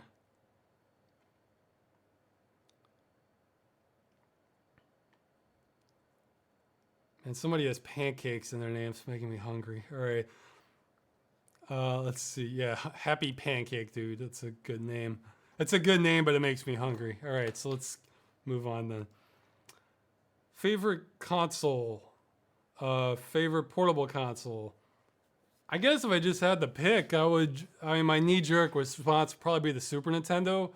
Just because they had so many titles that had like a real nice atmosphere to them. The thing with consoles is that it's like, especially in the old days, there were real hard differences between one console over the other. Whereas now it's all x86 hardware. It's like they're finding reasons to just keep a game off another platform. Whereas, the Genesis could do things that the Super Nintendo couldn't. And then you had the Dreamcast doing things that the other consoles couldn't. So to me, that era is kind of more interesting. Whereas, I mean, now I guess Nintendo still does stuff with like motion controls and things like that. But, well, even then, all you would need is just the controls on a PC, and it could probably do everything that the console does. So to me, it's like, it sort of bugs me how arbitrary the differences are now. Yeah, everybody's saying Sega does what Nintendo don't. I mean, well, it's true because Super Nintendo, you had better color. I'd say you had better sound, but the thing is, the Genesis, they had faster speeds. They had speed processing of some things. They had a different sound chip for it, so they had a different style for the music. So it really had a kind of distinct quality to it, whereas it's kind of more artificial now. I don't know. I guess that'd be my favorite. As for portable console, I've barely played. I had an original Game Boy, but I only played a few games on it. But I wouldn't call that my favorite because it's all black and white. It was more limited processing stuff. I'd say the stuff that came later was clearly superior. I did get a chance to play Castlevania Order of Ecclesia, or Ecclesia, however you pronounce it. That was really great. I thought that was a great game. That's probably my third favorite Castlevania. So, but that's not really. I haven't played much else on the DS, so I don't know if that's enough to judge anything by it. Somebody's saying blast processing is fake. Well, I kind of feel like you could it probably was just pure marketing, but I kind of feel like the Genesis could process some things at a faster speed than the Super Nintendo. I don't know. Maybe it had like a higher clock speed for the CPU, but because I mean, do you have like any like Sonic the Hedgehog fast games on Super Nintendo? Well, maybe F-Zero stuff. I don't know. Maybe. Well, the sound chips are still different, so. And even then, the consoles could do some things you couldn't do on the PC. So, I mean, like with sprite processing and the way the engine handled it. So, yeah, okay, the Genesis had a faster CPU, so. But yeah, plus also those were towards the sort of the late phase of 2D games, so they were kind of all real refined by then. Like, again, I like good color in games, so, you have a lot of games with great color on both the Genesis and the Super Nintendo. And once you get to the PlayStation and the Nintendo 64, you have way more like early 3D games. So they're not shining as well, in my opinion. Whereas they were real refined 2D. I mean, yeah, there are a few 2D games still for that, but you had a lot of really refined 2D games on the Super Nintendo and the Genesis during that time. Okay, let's see. With the recent influx of Game Dungeon episodes, I have to ask, do you prefer covering games you played in the past or more recently? And I skipped the question. I'll get to that in a second. I don't know if I have a... Okay, I guess for Game Dungeon, I kind of prefer... Okay, I guess this will be disappointing to hear. I kind of prefer games that I don't have to spend forever replaying it. Like, I guess I prefer covering games I've played and kind of know from my memory, if just because when I'm doing a Game Dungeon, I'm like trying to get to the finish line. And so if it's a newer game, I kind of like to be able to take my time and just experience it. Whereas if I'm doing it for Game Dungeon, there's more pressure on me to like just kind of get through it as fast as possible, which sort of reduces the enjoyment of it for me. So I kind of like to just take games at my own pace, not worry about like how long it takes me to beat this or if I miss something. And for games that I've played, like I already have that in my head, so I just know right where to go with Game Dungeon. Now that doesn't mean it has to be an old game or a new game. Because as long as it's just in my as long as I had the chance to just sort of play it on my own, I think that's what I prefer. So, and okay, I guess another reason to prefer older ones is they take up less space in recording. So because yeah, if it's a DOS game, boy, I could just hit record, just get a bunch. Oh yeah, get a few minutes of footage. Oh yeah, it took 200 megs or something like. Whereas if I'm recording losslessly to preserve the color on a modern one, boy, yeah, that can add up real fast. And then I'm doing all this swapping. I mean, I convert it to a higher resolution at the very end, but I can have like 95% of my clips be like the tiny, 320 by 200 resolution, and then I just scale it up at the end for the final video. So those are less and those compress better. So that means the encoding goes faster and it takes up less file size. So yeah, I guess I prefer older ones a little bit, but it's a subtle distinction. If I want to cover a newer one, I'll cover it. So, okay, and I skipped, what would you want out of Diablo 4? This gets my brain thinking in two different directions, neither one of which I think I would probably play Diablo 4, especially if it was cheap. I mean, by the time I get to it, obviously not on launch. But my first thought is that Blizzard is a lost cause for making making a game like I really like and I really want to play. Like, I mean, Diablo 3 sort of felt like they were kind of going somewhere in between Diablo and World of Warcraft with that. It kind of felt like Disney theme park, kind of spooky. And I don't mind that, but I like the sort of intensity of the original Diablo. So there's that element of it where, and I thought the writing was bad on the Diablo 3. I mean, not that most people are playing that for the writing, but I mean, just even for being a smaller story, and I like the atmosphere and the story of 1 much better. I mean, 3, it just had stupid parts, I thought, for the writing. So I don't have confidence in Blizzard on writing. I feel like any game they're going to release, it's going to look World of Warcraft-ish with the art style. The gameplay will probably be, again, it's not that like, I'll play, sort of generic games if I like the theme. So, I mean, I would probably play Diablo 4, but I probably wouldn't want to pay that much for it. But it wouldn't be like, oh, I must play this game. So that's one half of it. The other half is, for me personally, what I would want probably wouldn't be what most modern Diablo fans want now. I would want more of a successor to Diablo 1. Not necessarily, like, not with everything, but, like, okay, some things I like about Diablo 1. I like how Diablo 1 gets kind of creepy and scary. I like that. I mean, it's you're just descending down into hell. Like, I still need to play Grim Dawn. So, I mean, I'm speaking too soon. So I like the sort of intense environment. Like, you're going up against real evil stuff here. Like, you got it. It's up to you. So I like the intensity of it. And I feel like, again, I'm in the minority here, but I feel like 2 kind of lost some of that.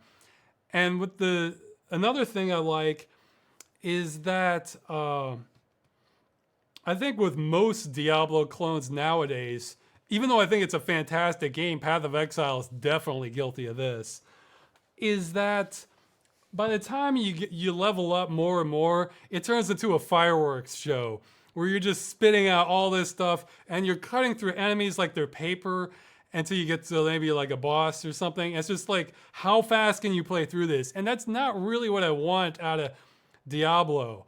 I mean, I still need to play it, but I imagine I want something in between that and like maybe Dark Souls-ish. Not as far as Dark Souls, but like an enemy can hurt you. Like you gotta, you know, whereas, you maybe it's slower going through it because, at the end, yeah, you maybe have some spectacular spells, but you kind of want to save them for the boss or for your, I'm in trouble situations. You're not just spitting them out all the time so that it's a complete fireworks show. So I kind of like that more kind of slower, more personal approach to going to the enemies that Diablo 1 had. And I feel like that wouldn't resonate more well with most Diablo fans. You'd have to do it with an original intellectual property now. So, in order, and it would get its niche following for people who want that sort of thing. So, okay, so yeah, I should keep going. Okay, well, I think last time, I'll keep going till I get to a question I feel like, this is worth skipping, then let's see. But right now there's still ones with votes. Is there any way someone like me, the average viewer, could help you with anything at all? My translation, simple programs to code. Fully test an old game on my PC so I'd have any solution ready for any problems you have with it. Yeah, go ahead and email me if you want to do this general volunteer stuff. And again, and if you have done this, you can send it to me again. Hit reply on the same one you sent me earlier if you can. I'm really someone who could almost use like a secretary or a mid-level manager to help with stuff, but I kind of have to have everything flow through me for some things, like my email account. So, yeah, I apologize if I've because I sometimes do bottleneck things, not on purpose at all, but I also have a list of like volunteer stuff I can find if I get my act a little bit more together, organized, which is a lot of what I was doing the past month, actually. Then someday I can catch up and maybe do things more efficiently. It's like you need a certain level of organization. It's like you need a certain level of work to do less work, is what like sort of a bad analogy would be, it's like, well, you can go hunt and gather right now today and have food today, or you can spend time putting together a farm and learning it, and then once you have a farm, then things get easier and you get more food and everything. So I'm still trying to make that transition with my video production from hunter-gatherer to agrarian economy with my production. So, Ross, how do you decide on thumbnails for Game Dungeon? It's like there isn't much of a pattern to it. I try to make something interesting. Other times I just use the YouTube thing crap. I am going to revise the thumbnails quite a bit for Game Dungeon. Actually, I'm going to change it for Freeman's Mind at some point. Maybe a little bit for Civil Protection. I don't know. I want to update these. For Freeman's Mind, what I thought I'd do, I'll keep it mostly the same, but it'll be like, well, if you can't see this if you're listening to it, but I'll kind of like split the screen. So maybe in one part you'll see the logo and the number, and then like I'll have like a little peel away, and then you'll see like the screenshot of like the level from that episode to make it a little bit easier to identify. I've been meaning to get around to that. It's just one of those things that takes a few hours, and it's just like, yeah, I should get to that sometime. Oh God, I need to make a video, and then it never happens. But I'm gonna try and get to that. I'm kind of, that'll sort of tie into the website a little bit. And for Game Dungeon, I'll try and figure out something more coherent. So if you're if my thumbnails are sincerely bugging you, you're welcome to make suggestions for either for a thumbnail you would make, or for maybe like a standard format you think I should have for, or a format or two. Because sometimes for Game Dungeon, like I think for like the follow-up episode, I love that art drawing the guy did of Zany Golf with the flying hamburger and the windmills and stuff. I was like, oh man, I want that. But others are just sort of a collage of different elements of the game to make it give you a taste of what the game's about, or make it look a little wacky. So like, where should the title be? Like maybe some it has to be in the top, some it has to be in the bottom. So yeah, you feel free to email me for suggestions on that sort of thing. Let's see. Okay. Is there anything you think video games are lacking today? If so, what are they? I feel like there's so many games okay, well, the obvious will be just, yeah, a way to play them once they shut the servers down for games to use that. But I feel like there's so many different games now, it's hard to make just a blanket statement about them. I feel like for big budget games, one thing I'm noticing, not all of them, but I'd say Ubisoft is actually a bigger offender of this, is to have some sort of more personality to them. Like, it just, like, I don't know. If you compare like some indie games or some older big budget games, you can tell, even if this isn't your thing, they have a personality to it. Or like you'll see the first 5 minutes of it, and like, yeah, this gives you some sense of intrigue to like, hey, what's with this? And I feel like that's lacking in a lot of like modern big budget ones. And I guess for indie games, the thing I like, I guess I don't mind seeing more voice acting for some of them, like, because I'll see a lot of like great concepts, but then you get text walls for some of them, or maybe they need to be fleshed. Maybe they just need more budget, which they would probably agree on too. So somebody's posting something about a bodybuilder Jess would like the battle. I don't know what that is. Okay, so yeah, I should keep moving on. Let's see. But yeah, I don't... The gaming landscape's just so varied that it's hard for me to just say like one thing. Look, I'm gonna... If you're sitting here thinking, Ross, what are you talking about? There's not that many games. Just wait till this future video I'm gonna have. Like, well, okay, that's coming at some point. That's still a few months off though. Any thoughts on Philip Muchin, the IGN Nintendo editor that plagiarized a bunch of articles, reviews, and was fired by it? What are your thoughts on plagiarism? Well, that's obviously not good. Yeah, I did hear about that. It sounded like it makes you wonder how much of the industry does that. It's just he was really blatant about copying this YouTuber's review of a game.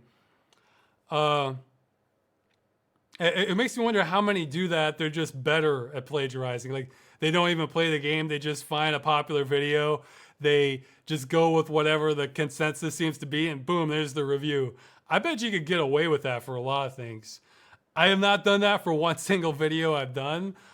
The most I'll do is for a game I have played.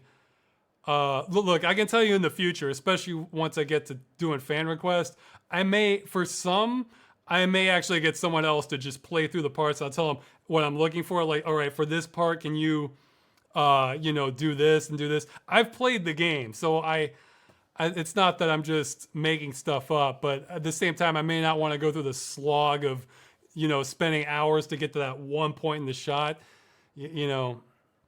So I can appreciate that. Somebody's saying IGN doesn't even try to review games.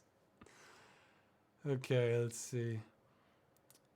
But yeah, of course, plagiarism is bad. I mean, I don't think there's anything wrong with copying information if you're citing your source. Or, I mean, there's different levels of it. If it's something that it's so common, yeah, like I was thinking about that back. If it's so common, anybody could come to it on the independently, then yeah, you don't need to cite anything. But like I was thinking about that in the last, in the requital, that part where they mentioned, yeah, it was a cross between Conan and Lord of the Rings. I was thinking, where did I hear that? And I saw it was on some website who didn't credit it, and I realized it was on the American or English movie poster of, or the cover, box cover of it for the DVD, where it said that, and they gave for this review source. And I think the cat latched on. Everybody was mentioning that, but I figured I did enough. I said, I've heard that it's, so I'm not trying to claim I came up with this thought myself, but let's see. So I think it's okay as long as you're not trying to pass it off as your own. Cite it whenever you can. If you just can't remember where you saw it, then just make it clear that you heard it somewhere else. I mean, for informal things like this, for a published article on a website like IGN, that's clear business publication. And yeah, you probably have a lot more rules going on there. I was just thinking more of like the perspective, like a casual review, like on a blog or a YouTube video or something. Apart from video games and video editing, what do you like to do? Well, to be honest, for editing, I wouldn't mind. That's another one of the situations where I gotta get to a point where maybe I can offload some of that. I wouldn't mind. I don't necessarily have a joy in editing so much as I enjoy seeing it come together. But yeah, I like movies. It's been a long time since I've done it. I like skiing. I like amusement parks. I like hiking, I guess, for like forest stuff. I usually like to listen to something. Yeah, like music. Like reading. It depends on what I'm reading. Either nonfiction topics that interest me or like science fiction. Like that, or sometimes comedies, books. Let's see. What are some other things I like to do? Let's see. I can like sports, but they tend to be like weirder sports. Like as a kid, my favorite sport was always what we call battle ball, which was basically the same as dodgeball, except they split you up into two teams. It was like an army front lines throwing the balls at each other. I love that sort of thing. Let's see. Just sort of thrill rides in general, like like zip lines or things like. I like anything like that sort of thing. The sort of stuff you might see on Jackass, except maybe a little more structured. I mean, yeah, like as a kid, I did all sorts. Well, I still like sledding. Let's see. Yeah, water parks, that sort of thing. Let's see. Oh, okay. Somebody's saying dodgeball. Someone play without. Well, the difference between dodgeball, what they call battle ball, was dodgeball. You have one ball. Battle ball. Here's like five. Here's like an army of people. Go at it. So let's see. So yeah. Well, hey. Eventually, I want to try that alpine slide thing I've seen on a video where it was basically like this monorail ride thing down the side of a mountain. There's some other things. I mean, I've done a whole lot of bicycling, but that's been more of a practicality thing. Same for running for exercise. It's not really that I really like it. It's more like for running, my state of mind's much better if I do that. And for bicycling, it was just a transportation thing. So let's see.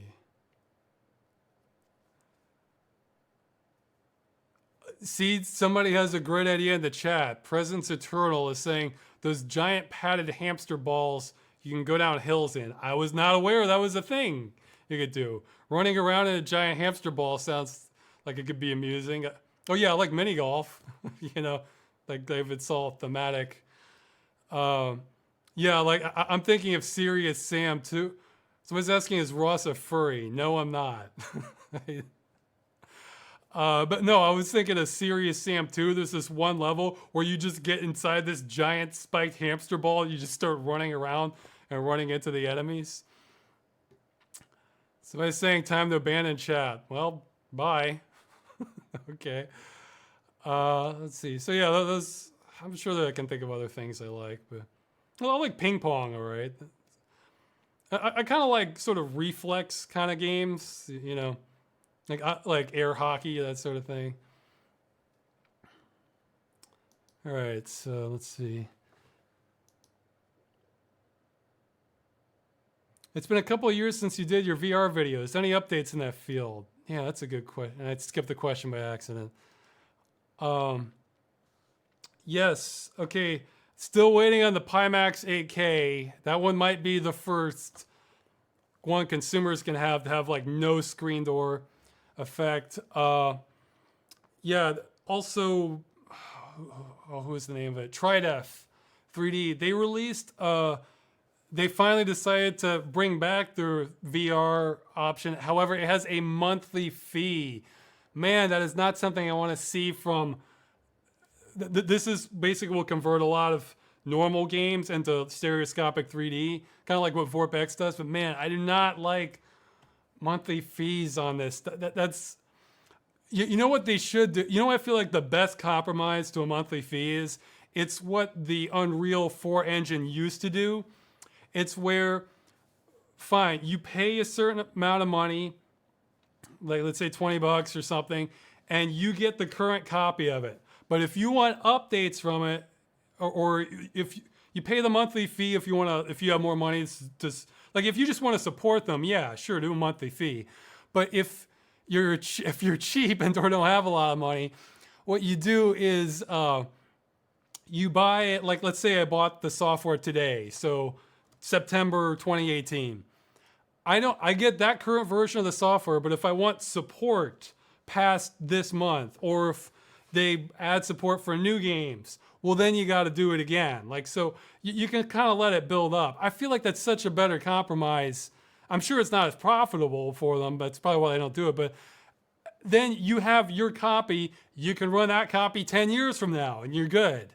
Whereas the monthly fee, they can cut it off anytime, you know, and it's a monthly fee. So that it's like, geez, you really have to get, for me at least, I'd really have to use just the hell out of it, like constantly to be paying that. So I didn't like that. But yeah, I don't know how that one is. VorpX, you can run a few more games if you get like a similar engine and you can create a custom profile for it, but it's not that much more. Or if it is, if what I'm saying is wrong, by all means, email me. The Vive Pro came out, which has the same specs almost as like the Samsung VR. It's the same resolution. No, this is the Sam. No, not the Samsung. It's the Samsung Odyssey, I think. It has the higher resolution, but I think it has much better tracking. But there's the. See, I'm losing my thoughts now. But the price is ridiculous. I think if you already own the Vive and have the tracking stations, it's only $800.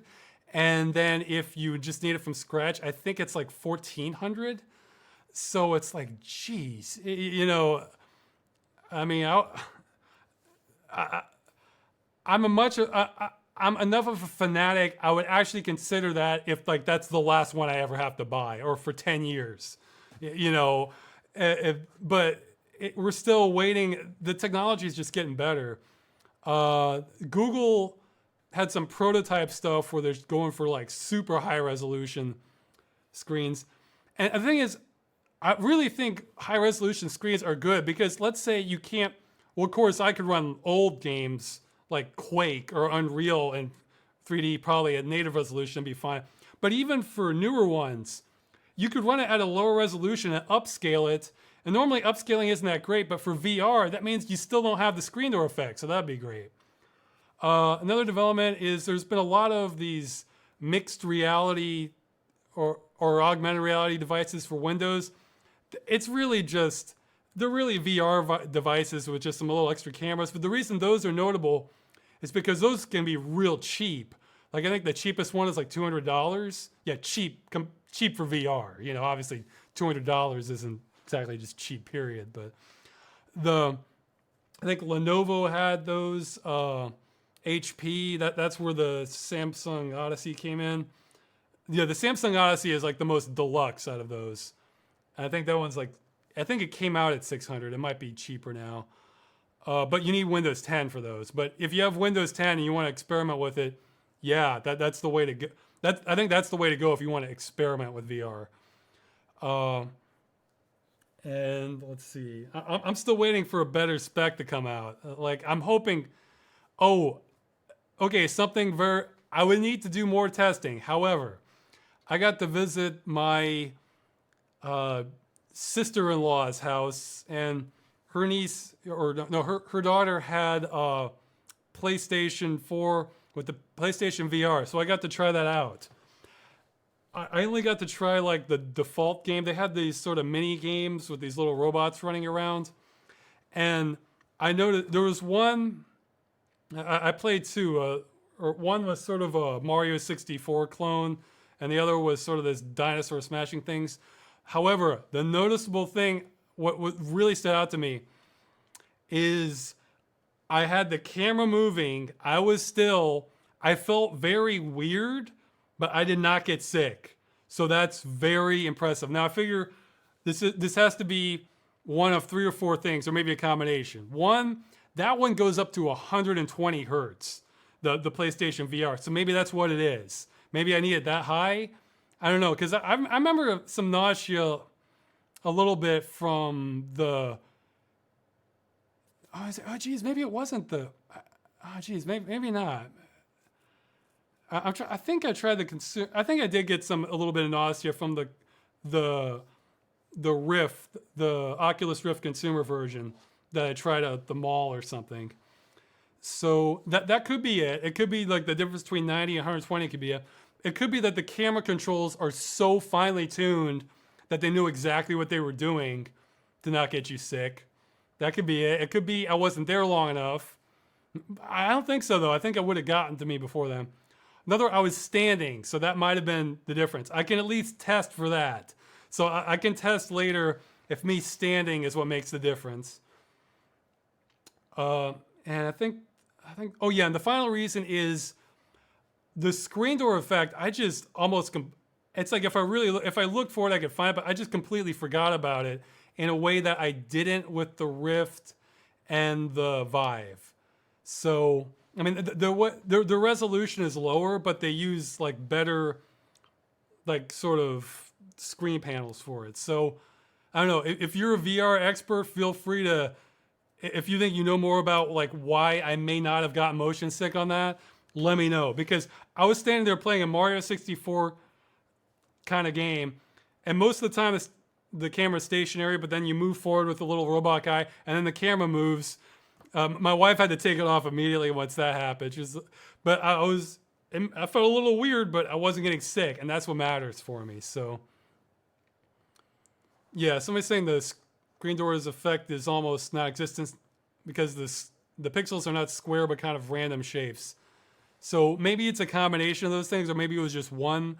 I don't know, but that's very encouraging. And man, I hope we figure it out, because man, that kicks open a lot of doors for me. All right, let's see, more questions.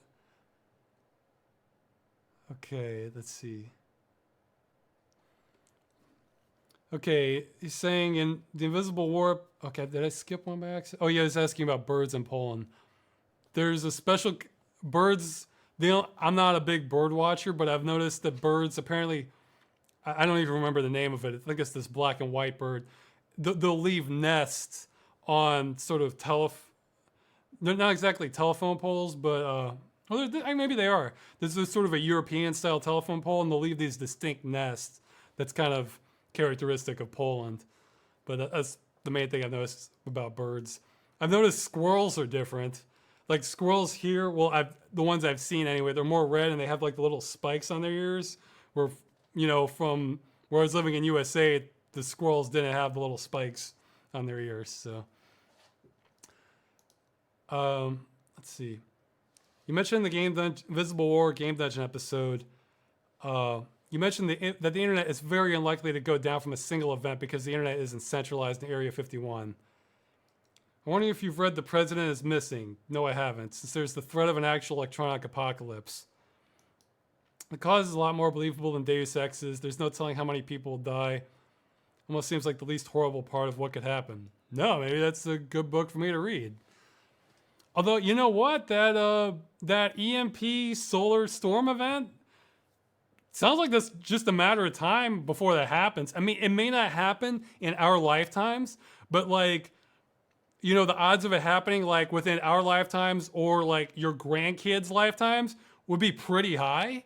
So it's not like the Yellowstone where, yeah, maybe it happens within our lifetimes or maybe it happens in 10,000 years, so short geologically, but maybe not so short in terms of our civilization's time. But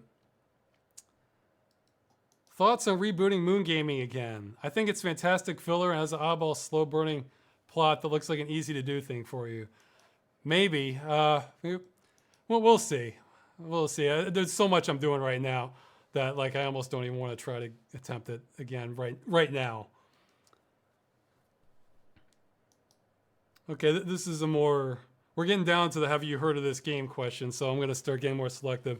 I have heard of the Simon the Sorcerer games. I still need to play them.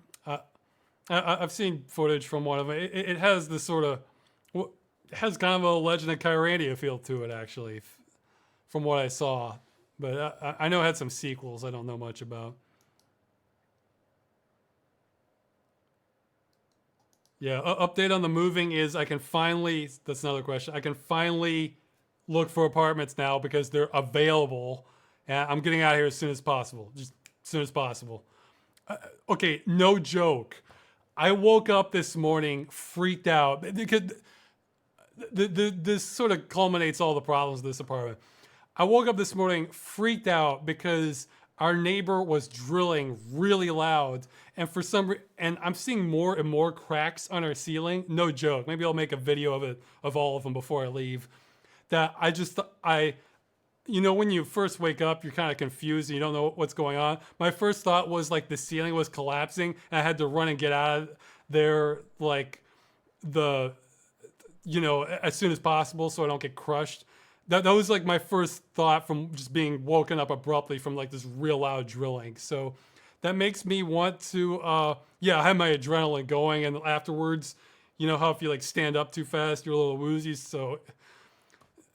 So believe me, it is top priority. Everything is secondary towards me getting out of here. It's just that there haven't been apartments available.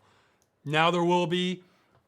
I think there's like a window mainly of this month. Boy, we're going to make every day count. So yeah, I want to get out of here before the place gets condemned officially. Okay, checking more questions. What is your experience with real-time strategy titles? Would you be willing to play real-time strategy games with fans at some point? Well, the thing, I played several real-time strategy titles. However, all the games he's mentioned I haven't played, like Age of Empires 2 and Company of Heroes, because again, I tend to prefer the sci-fi or fantasy stuff more. So, I played Supreme Commander, Total Annihilation, Warcraft games, stuff like that. So I still like them. I still enjoy them. More I plan to play. But as for playing them with fans, the thing with fans, I still have that thing where I kind of want to include as many people as I can. So you're not really, I don't think there's many real-time strategy games like that. So again, I still want to do something with the crew at one point, just because that was free at one point. I told my fan base about that on Twitter, or maybe some people bought it anyway because it's cheap now. And I want to see, because maybe we could have everybody in the same spot at one time. That would be cool to see. So I have no idea. If we can't, then maybe let me know, because if like the connection instances us after when there's like more than 10 people or something, then maybe it's not worth it. But yeah, if we could get just a train of cars going by, that'd be pretty fun, I think. So yeah, at some point I will do that. Let's see. What are your favorite game mechanics or qualities from games that have been released? Sorry, it's too broad. I mean, for strategy games, I like different things. For RPGs, I like different things. For adventure games, you know, this stuff I've sort of covered before. What's your opinion on character action, spectacle fighter subgenre of hack and slash games, such as Devil May Cry, Bayonetta, first God of War games, God Hand, Beautiful Joe, etc.? I actually haven't played any of these. However, I can say that, like I'm definitely familiar with almost all of those. I think the thing is with those, it's kind of like, okay. On one hand, I don't like combat that's like super slow. Like again, kind of turn-based combat. This is sort of the other extreme for me, where I'm not crazy. I didn't know what the genre was called of this for. I used to call them hyper fighting games. Whereas I like games where you attack, you shoot, that sort of thing. But with those kinds of games, it's like the character's automatic attack, like their punch is automatically faster than any punch any human on Earth can do.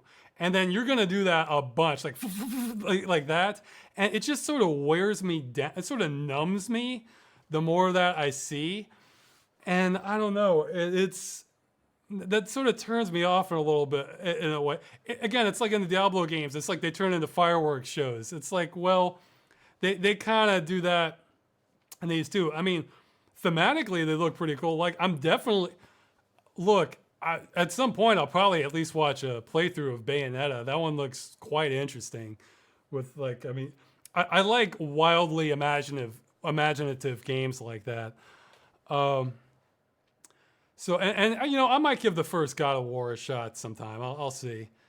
But yeah, if it's, I don't know, it just sort of wears me out psychologically, that having the constant flash, where, you know, yeah, that's what I was getting at. I don't like bullet sponges, you know, where you just, okay, I shot the character, or I punched them 50 times. You know, I don't like that. But on the other hand, this is like, it's just a barrage of stuff that I don't quite like that either. But, you know, it's not that it's a bad game. It's just not my style. I mean, again, I like the atmosphere of some of these games, and they seem like they have like an interesting storyline to some of them. So, okay, somebody's saying Devil May Cry 3 is a game you need to play before you die game. Okay, well, that's a pretty high recommendation. We'll see. And all right, so keep going.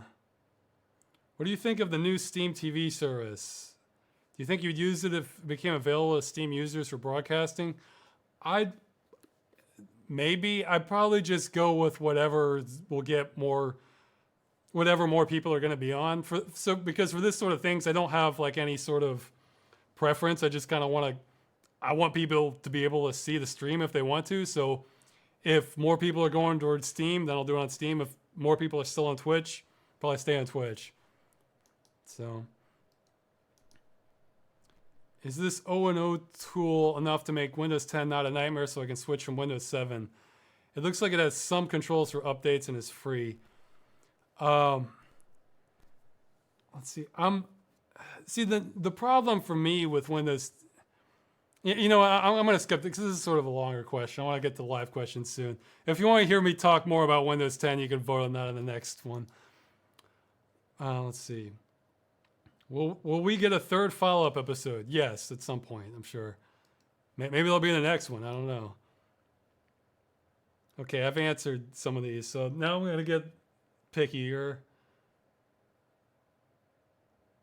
Let's see.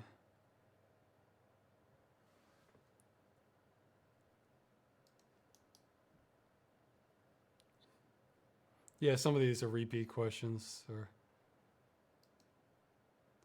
Ross, does Magda have to improve your videos before you upload them? And what's her favorite video? She doesn't really.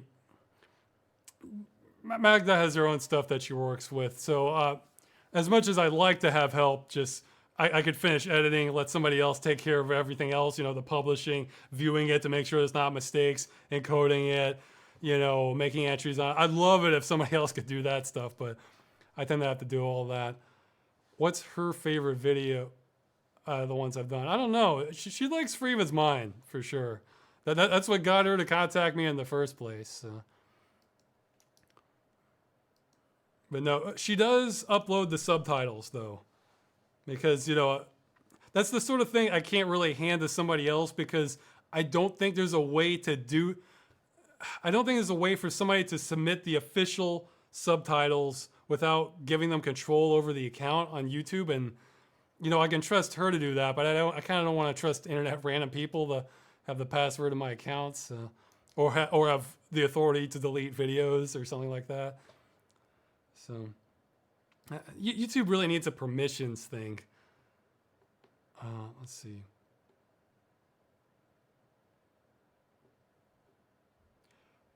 How would you solve my trailer dilemma? I want to enjoy every second of a game or movie if it's good. Finding good stories will almost always ruin the story for me. A good story is a good story. But I feel like not knowing the plot makes it a lot better. How can I see how good a game story is before playing it? Okay, well, you can do what I do for trailers. Start watching it, and as soon as you think you might want to watch this or play it or something, stop. Just stop. And because if you don't think you're going to want to, well, then you haven't lost anything. But if it had to win you over, well, then it wasn't a loss. But if you think, no, I'm sold, I'm in, then just stop watching the trailer. Okay. Or if it's the sort of thing where seeing the storyline isn't gonna ruin the game for you because it's more the gameplay, then you can just watch it. It's no problem. No, like I don't think people are gonna be like worried about the storyline, the Street Fighter or something. So let's see.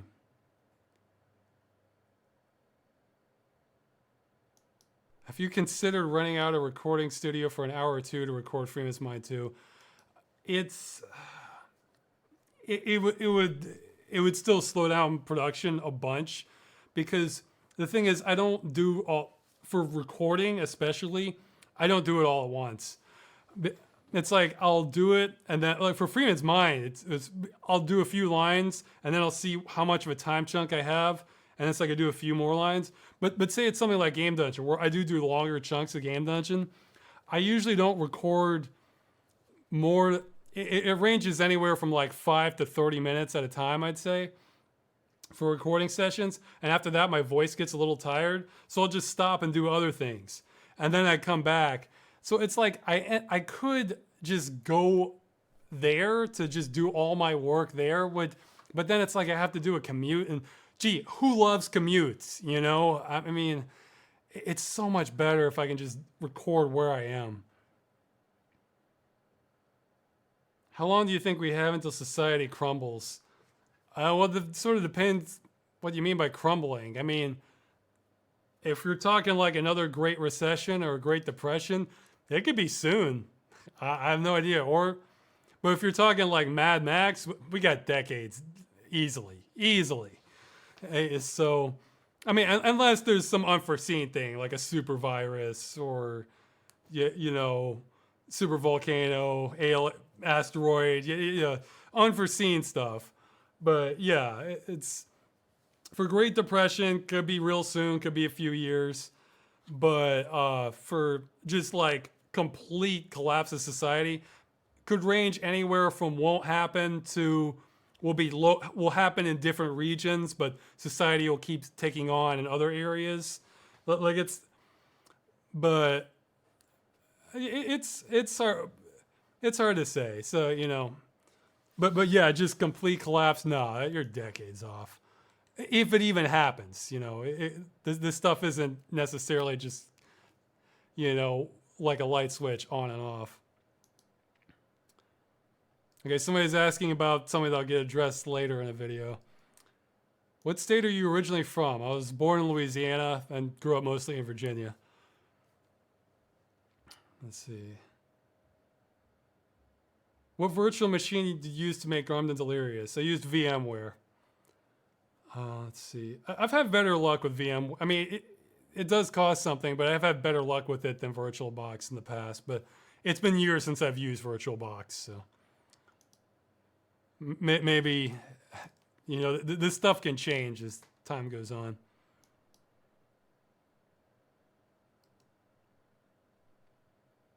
I have not tried out any big 3D platforms that have come out recently. See, someone's mentioning Ukulele. I don't know A Hat in Time. See, so much of that stuff is the theme to me. So Ukulele, that just kind of looks like a kind of fun, colorful one for kind of kids. Or, I mean, maybe you're into that sort of thing. Whereas, like, if there was like a new Legacy of Kain game, oh man, I'd want to be on that. So the theme of the game has a lot to do with whether I play it. Okay, and sorry this keeps going on for the live audience. It's just there's so many good questions this time. I haven't played Enter the Gungeon. Somebody's asking about that.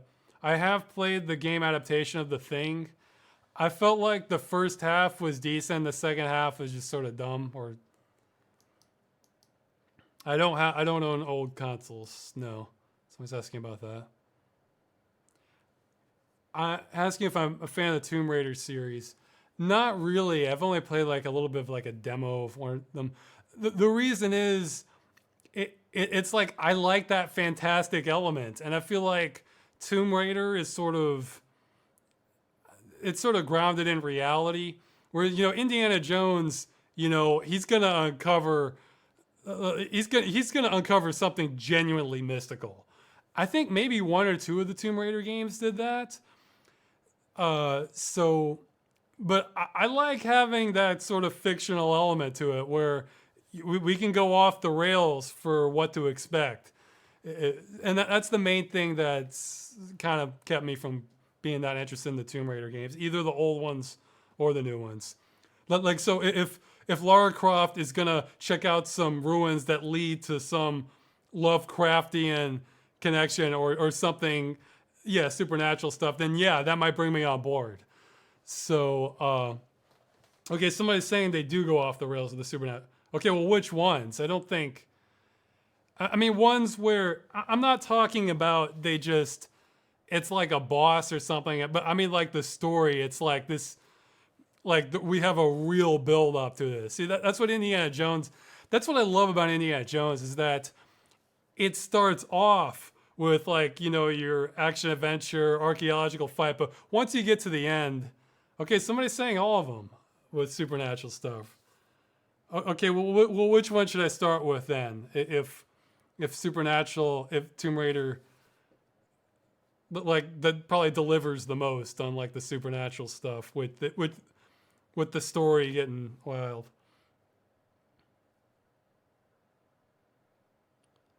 Oh, okay, we'll wait for them to reply. But let's see.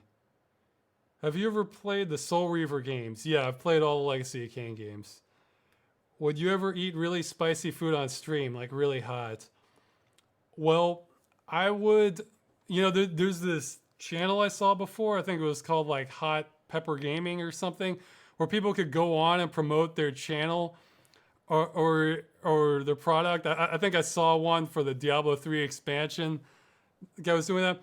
So if I had a real and compelling reason to do that, they'll they'll let me promote my movie once it's done. If I do that, then yeah, I would do it. But just to do it for its own sake, no. I mean, it's kind of funny. My wife can barely handle spicy food. My father is a fire eater. He'll take it as spicy as it gets. And I'm just sort of in between. I like stuff kind of spicy, but not crazy spicy. So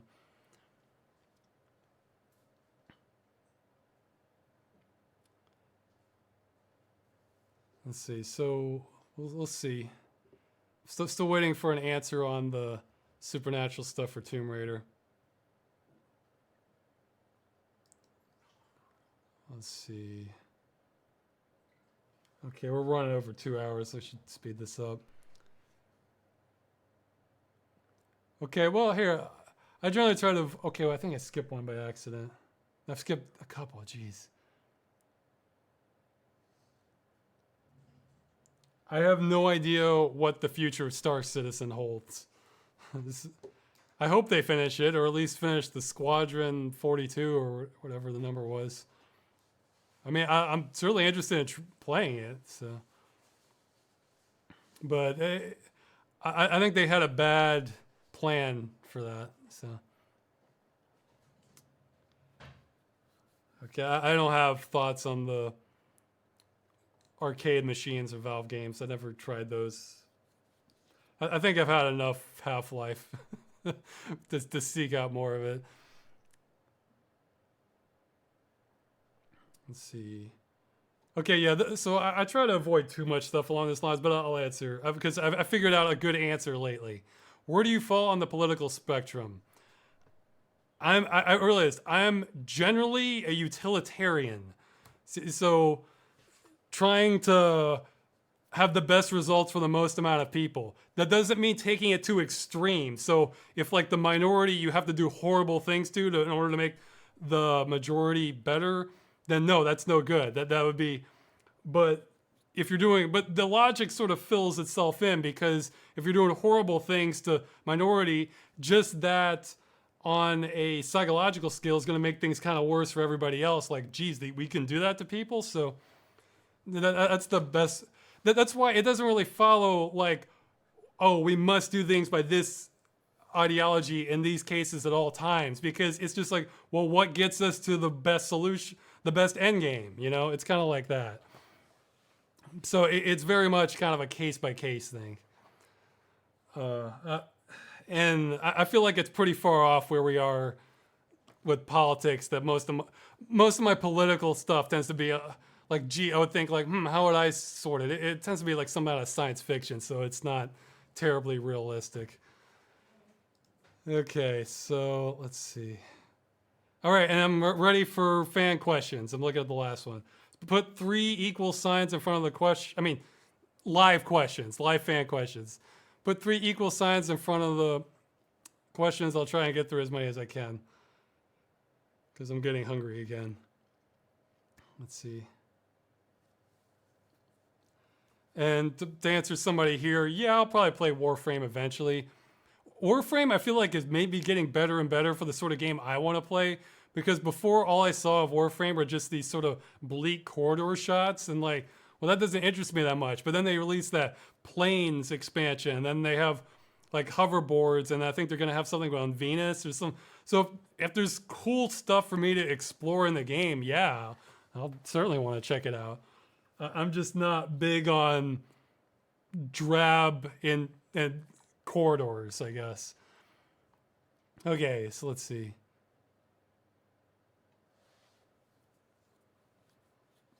Okay, somebody's want to know where in Southwest Virginia I grew up. I grew up partially in Roanoke and then later in Blacksburg. Let's see.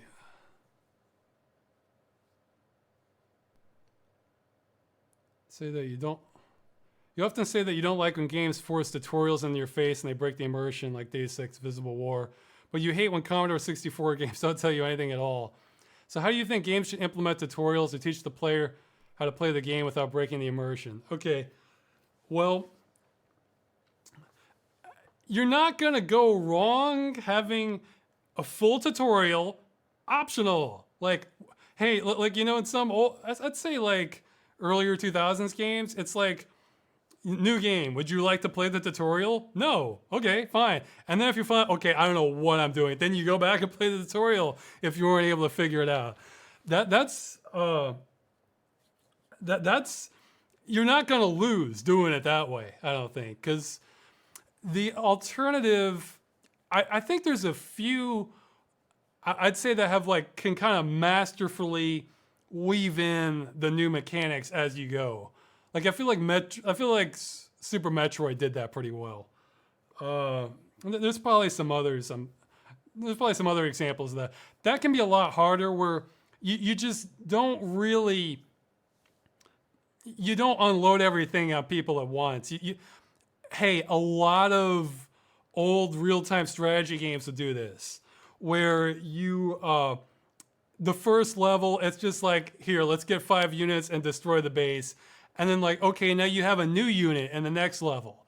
And then you have a new station with new abilities in the next level. And it's like they would introduce like kind of like part of the campaign would be kind of getting you up to speed. And man, that's great. I love stuff like that. So you can do it both of those ways. You can either just throw everything at them and just say, we recommend you play the tutorial, but we're not going to force you to. And I feel like, and the best way is to just sort of slow drip it when it's just not in your face. And, or, you know what? Maybe you can have the brain dead tutorial and then you have the slow drip for stuff that not everybody's going to know. Like let's say you have like some special grappling hook mechanic you've got to learn that's not obvious. Okay, well that part you introduce, but like turn the camera, jump, that stuff can be, you can sort of section off into the I really need help because I've never played a video game tutorial. Whereas I have played games, but I don't know your funky specific mechanics stuff that you can introduce as you go. So there are ways of doing it, All right, let's see. Yakuza 0 came out for PC a month ago. How do you feel? Have you played any beat-up games like Streets of Rage or Battletoads? Yeah. The Final Fight or Battletoads. I've played Final Fight. I'm ashamed to say it. I still need to play Streets of Rage. It's absolutely on my to playlist. Comparing that to Battletoads, though, that's like, yeah, the first level of Battletoads is like that. But man, those Battletoads is just like an exercise in pain, whereas those are just fun beat 'em up games. So yeah, I didn't realize Yakuza 0 was a game like that. Maybe I should look into it then, because I'm more open minded about like my preferring fantastic games. If it's a beat 'em up, sure, bring contemporary, bring a kind of a different culture, whatever. Let's punch people or let's fight them. That can be a lot more fun. My standards are much lower for that kind of genre, especially beat 'em ups. Yeah. Have you already installed Linux? If so, what distribution? I have it installed on a secondary system I have hooked up right now. So actually, I have to shut down my computer and hook up. I can't use a virtual machine for this test I'm doing, but I have to shut down my computer, hook up my monitor, keyboard, mouse, and the power each time I want to check it out. I'm using Ubuntu Mate, which was recommended to me for game compatibility. I'm consulting a couple Linux experts about that, but right now I'm still just using it for testing. Okay, yeah. They wanted me. Someone wants me to elaborate more on was it The Last Jedi? Yeah, the most recent Star Wars. I mean, I thought it was watchable. So it's not like, again, people say like worst movie ever. It's like, yeah, go watch Jack and Jill or Paul Blart. If I had the choice between movies like that, I'll absolutely take the Star Wars one. So I didn't think it's like the worst movie ever, but it had a lot of problems. And then like as I see I think my initial impression was C minus, and this was in a vacuum, like getting like no reviews, no trailer or anything. Just I've seen Star Wars, so I'm going in expecting Star Wars. So, and now I see like, yeah, it did have some pretty significant problems. The Red Letter Media review is fantastic. Plinkett, the Plinkett review of that is great. But I mean, it's the general consensus, I think, that like they had too many like the plot lines weren't very good. There were too many different ones going on, and like, I don't know, the characters had issues too. It's It like I think you see a lot of extremes though. I think I might be a little bit in the middle where I'm actually in favor of them doing a lot of unexpected stuff in Star Wars rather than follow all these sort of similar beats and maybe doing one or two things that people don't like. But you gotta have a plan and gotta know what you're doing with that sort of thing. And it seems pretty obvious they didn't. So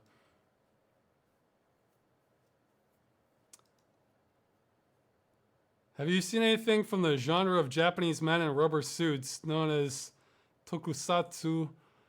And what do you think of it? I don't know anything about that, man. So that's a different part of the internet than I'm at, I guess. Let's see.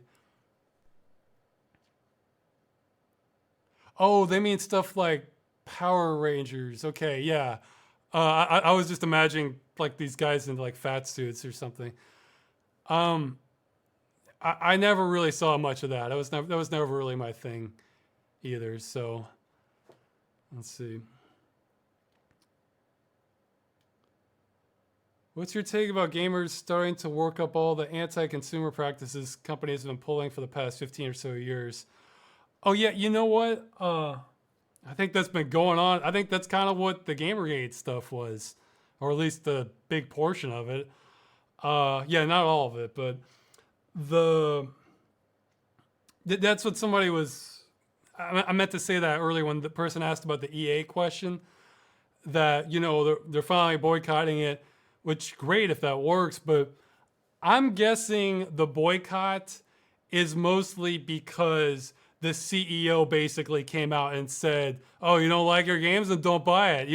It's like, "Oh, fine, no." Like, I think it's because he did that. If he had just shut up and said something like, said some corporate, you know, wishy-washy line about, "Oh, we're sorry about the some fans do not like this. However, we're dedicated to making Battlefield the best experience again." Say something like that. I bet the pre-orders you wouldn't even see half the numbers.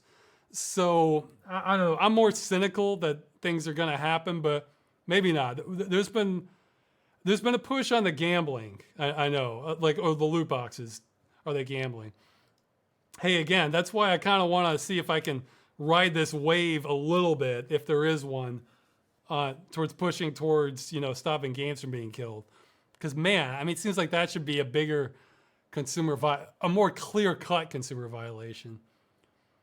We'll see. I'm still not convinced it has legs like all of this, but if it does, great. So I'm a little cynical on this front, I guess. I've seen a lot of games die.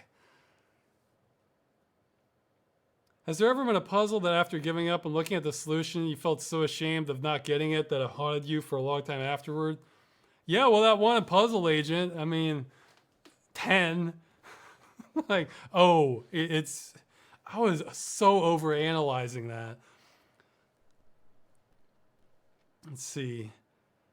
Shotgun or rifle to stop zombies? Well, I think that means how close they are and how much ammunition you have. I mean, if they're ways away, then you're going to get more bang for your buck from the rifle, I think. Whereas if they're getting close, yeah, you want the shotgun. So. Although, I guess it depends how close. Because, yeah, okay, you know what? I made the mistake of thinking in video game terms. Because a real shotgun actually has some range to it. I mean, not extreme range, but... Yeah, shotgun might be better. I don't know, just overall. Because if they're farther away, well, you just run away from them. But if they're close, well, that's when you need the shotgun. So, let's see. What's one quality of life improvement you add to every single game given the option? I don't know. Games are so varied. To every single... Well, I guess let's just say DRM free then. That's an easy one. Because other stuff's too varied. Yeah, because I like having, field of vision adjustments or widescreen support. Well, widescreen support's not bad, but if it's a 2D game and the art was made in 4x3, like, New Beginning, well, They did the art. You know, it's not.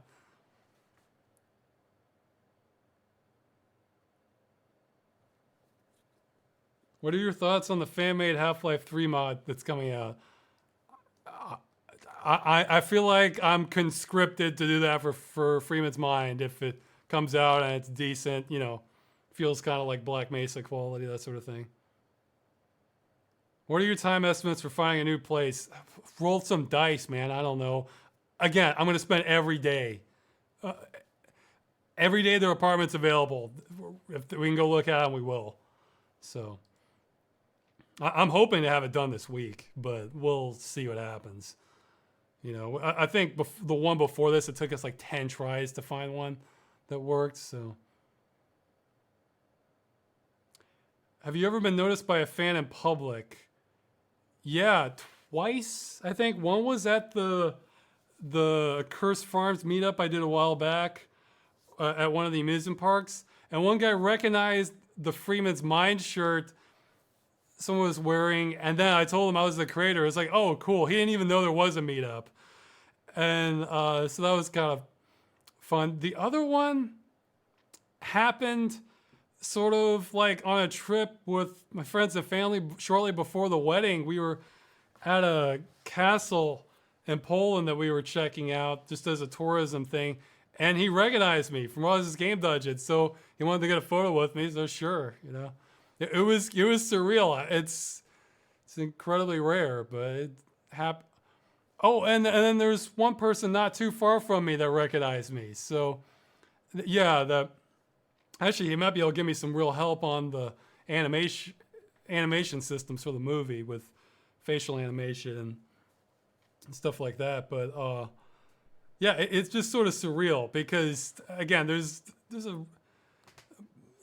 stuff never has felt completely real to me. I mean, I feel like I'm. You know what? You can feel like me right now. Just go to some questions on Reddit or something and start reading them out loud to yourself and pretend somebody's listening. It's like that. Okay. Man, a lot of okay, I'm gonna get pickier on the questions now. Because my throat's getting a little sore, and I'm really hungry.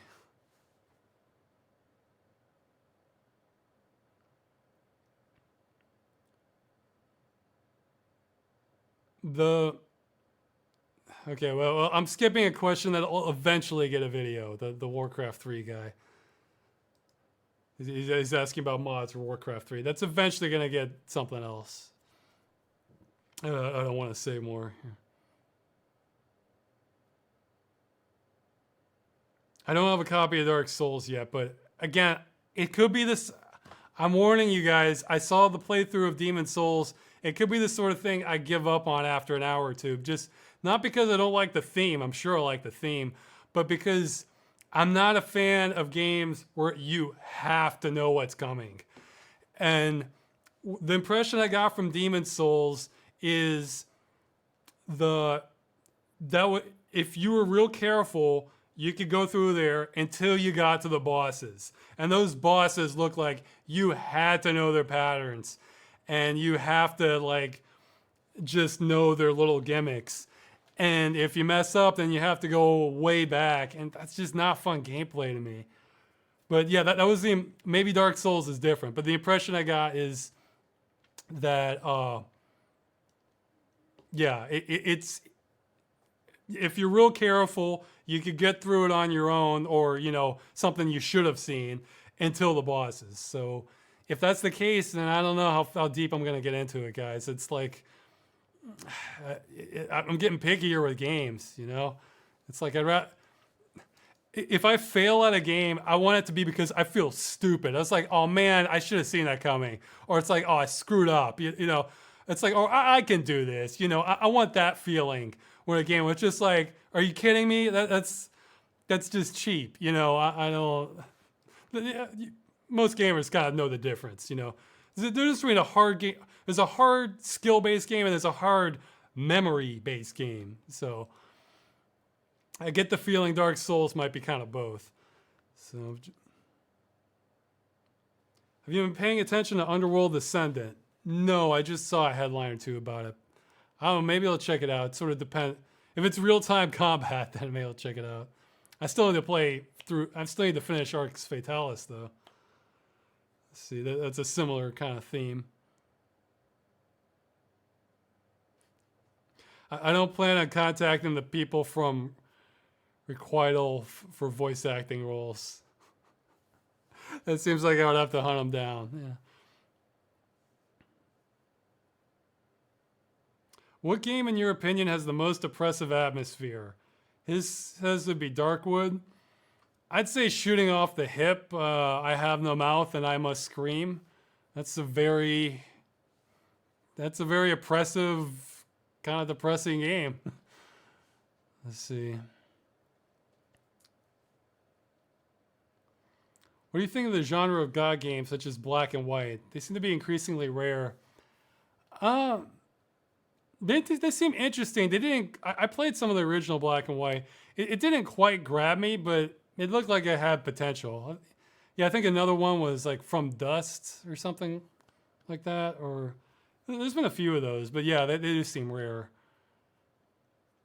Although, hey, check indie games. Like sometimes that's the rare stuff crops up, and oh look, there was 6 games like this I didn't know about. You know, happens all the time. I like Twin Peaks. I've seen it. I thought it had that sort of surreal vibe to it that I like, surreal humor.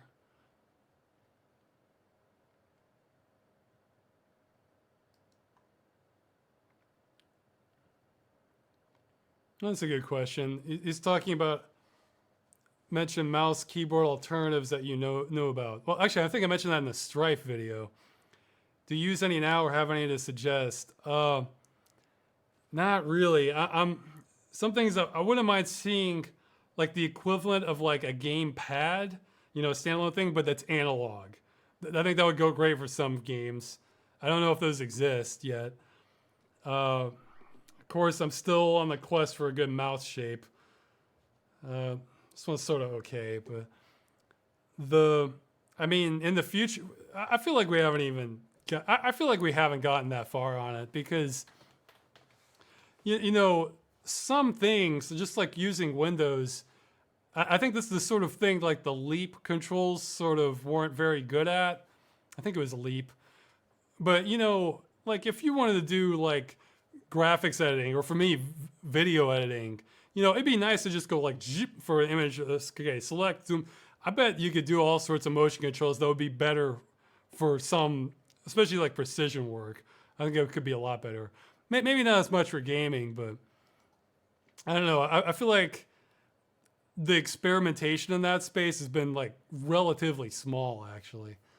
So.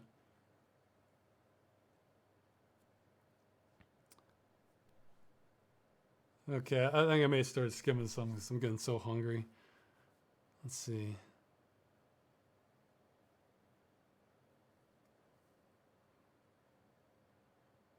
Okay, so I think I'll just go down to the last 3 I like, even though, oh wow, I'm 20 minutes behind on the questions. I'm sorry, guys. Well, at least these were semi-live, some of these. Okay, pick 3 more. Okay, we'll go an easy one. Yes, I have played Rockstar's Bully. I think I even had that in the virtual reality or 3D video clip from that. The PC port wasn't great, but I mean it definitely had a neat atmosphere to it. The music actually isn't my favorite to Bully, but it's distinctive, and I can totally respect how, like, if that's some of your favorite. It definitely. So that's what I mean. Some stuff I don't like, but I can see the quality in there regardless. And I feel like I didn't hate the music to Bully, but it wasn't quite my thing. It gets in your head, though, I'll say that.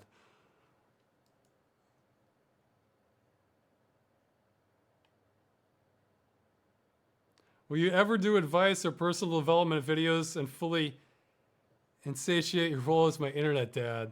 Probably not, but I might cover a few more semi-useful things on Ross Rants maybe in the future. Oh, these are good questions. Well, okay, that one I've answered. Somebody's asked. Okay, maybe I'm breaking my own rule in three. I've a lot of good questions. Sorry. Uh, how into Warhammer 40k are you?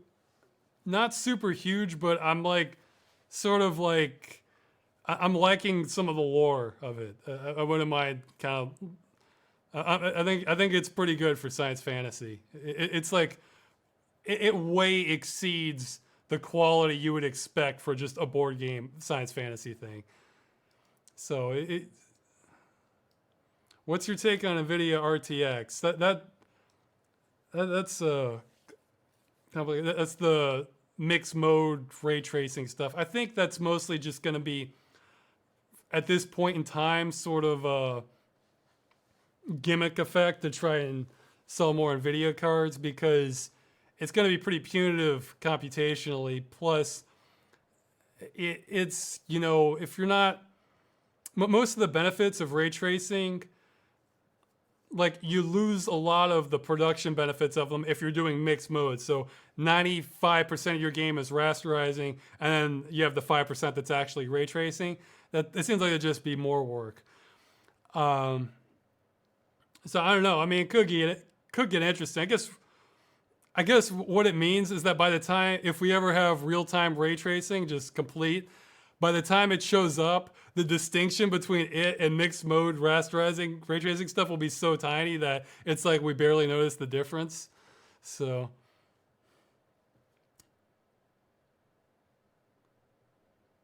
I don't even. Somebody's asking my opinion on anarcho primitivism. I don't even know what that is. Although I'm not. I'm all for the progress of humankind. So that sounds like that might not be that. Like not knowing anything about it, my first impression is caveman. So yeah.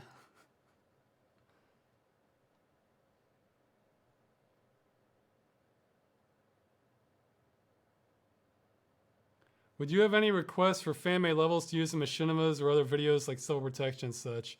Well, Civil Protection's sort of on ice at the moment. Hey, for the any generic video where I just get up and talk in front of something, if you make a great looking level, you can email me. Maybe I'll use it in the video. I'm happy to show it off. Let's see.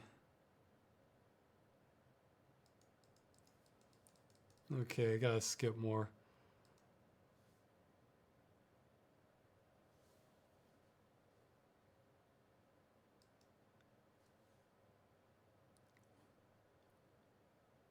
Oh, that's a good question, man. Good questions. All right. Somebody's asking about how I'm trying to play through Witcher 1 and 2, or at least watch a playthrough first before I get to 3.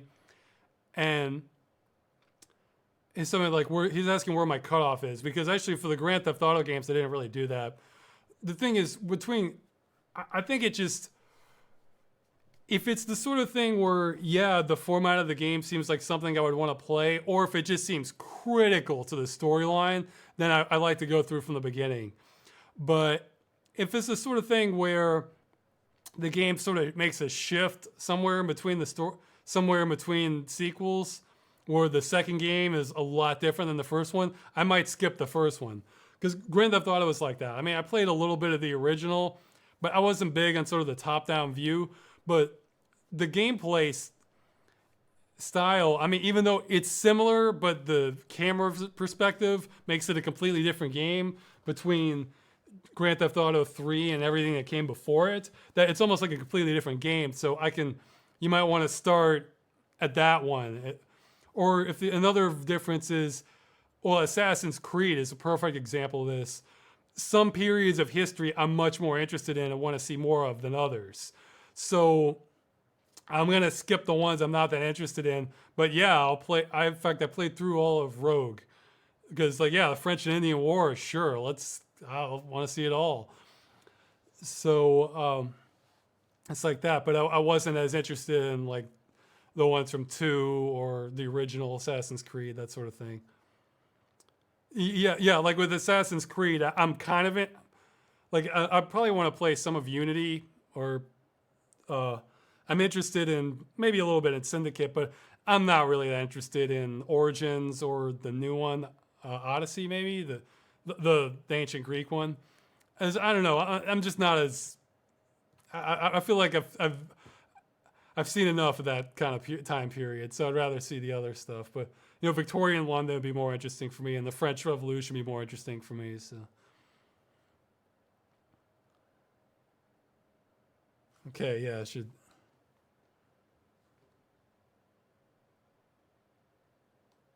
This person kept. Let's see. I don't know what the Zachtronics games are. Okay, that's a question I don't want to have to think about right now because it's take time to think about it. I'm getting ready to collapse here. Let's see.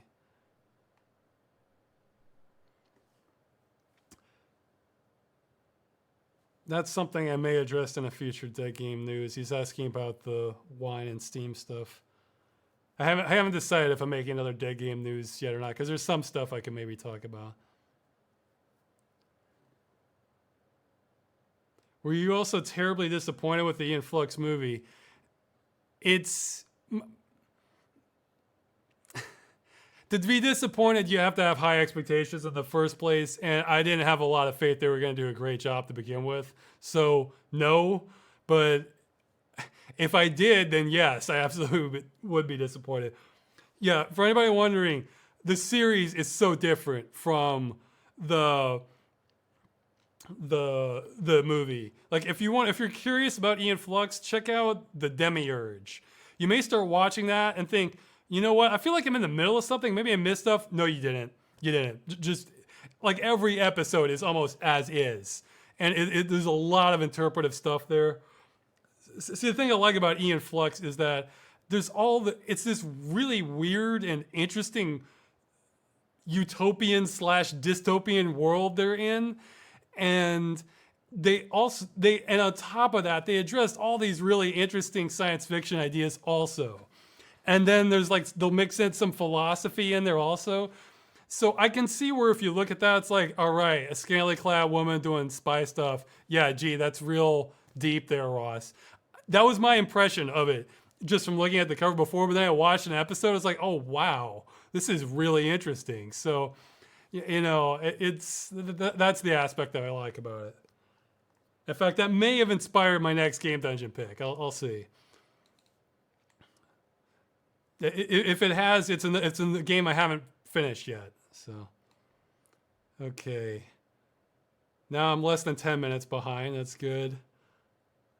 I have read World War Z.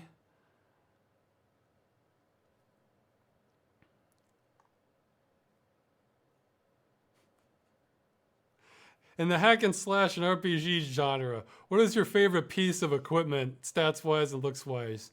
I keep thinking of in the original Diablo when you talk to Griswold, it's like, oh, a sword or mace is good for back. Sword or mace is good for combat, but an axe, oh, talk about packing a blow or something. He really sold me on the idea of an axe in the Diablo. So yeah, I feel like Griswold really helped bring me over to a good battle axe. So I have played the Mass Effect series. I don't know if I'm gonna cover them unless like fans were dying for me to, because I don't know if I'd have a lot to say on them that hasn't already been covered.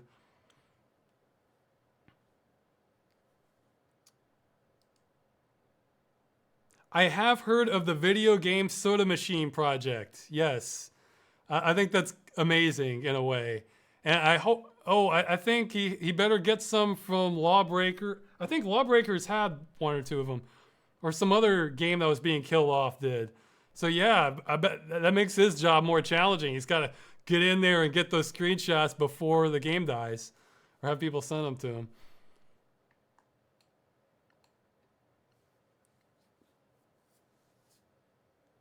I have not heard of the Eric Andre show. Maybe I'll look into it. He says it's surreal comedy. Okay, I'm just going to pick one more question, then I'm going to end it unless I'm just amazed by it.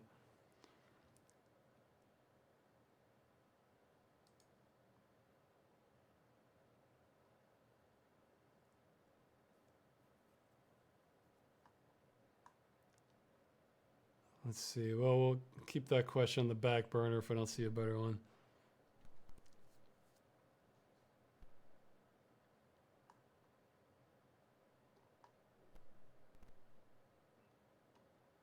Okay, I want to go back to the one the back burner question. It was what okay, I can't even find it now. Okay, well, I remember it basically. They were okay, I remembered it till my brain spaced out because I'm losing my mind here. It's after Mass Effect.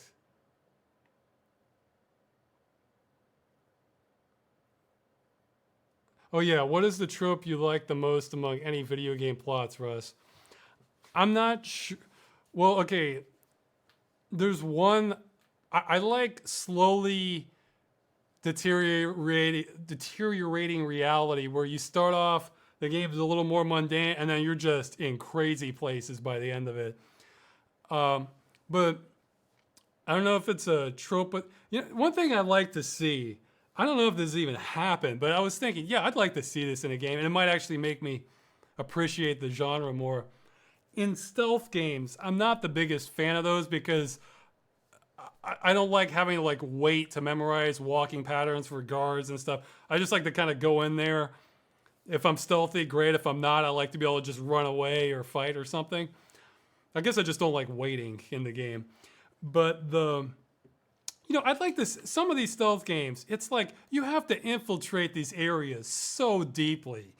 And what I would like to see in those games, maybe some of them have done it, but I don't know about them, is just see the bad guy kind of, and like a cutscene later, kind of freak out a little bit. It's like, what? He got into that facility? And then like later he realizes like you killed one of his, like, hey guys, that like this security, this shouldn't have even been possible. Like, I like to see the bad guy like sincerely getting freaked out by you infiltrating these places that just you're going through all these antics to get inside. And like I think it would bring a little bit of like subtle comedy to it, but it would feel wouldn't that feel so much more satisfying to know you're really getting under the bad guy's skin by doing all these elaborate stealth maneuvers. So I think that'd be good to see in games. All right, I think that's it. Oh wow, did the chat? Okay, good. Yeah, I thought I lost the chat completely. Uh, I'm gonna go eat. Thanks for showing up, and hey, next time it better be from a new location. All right, I'll see you later.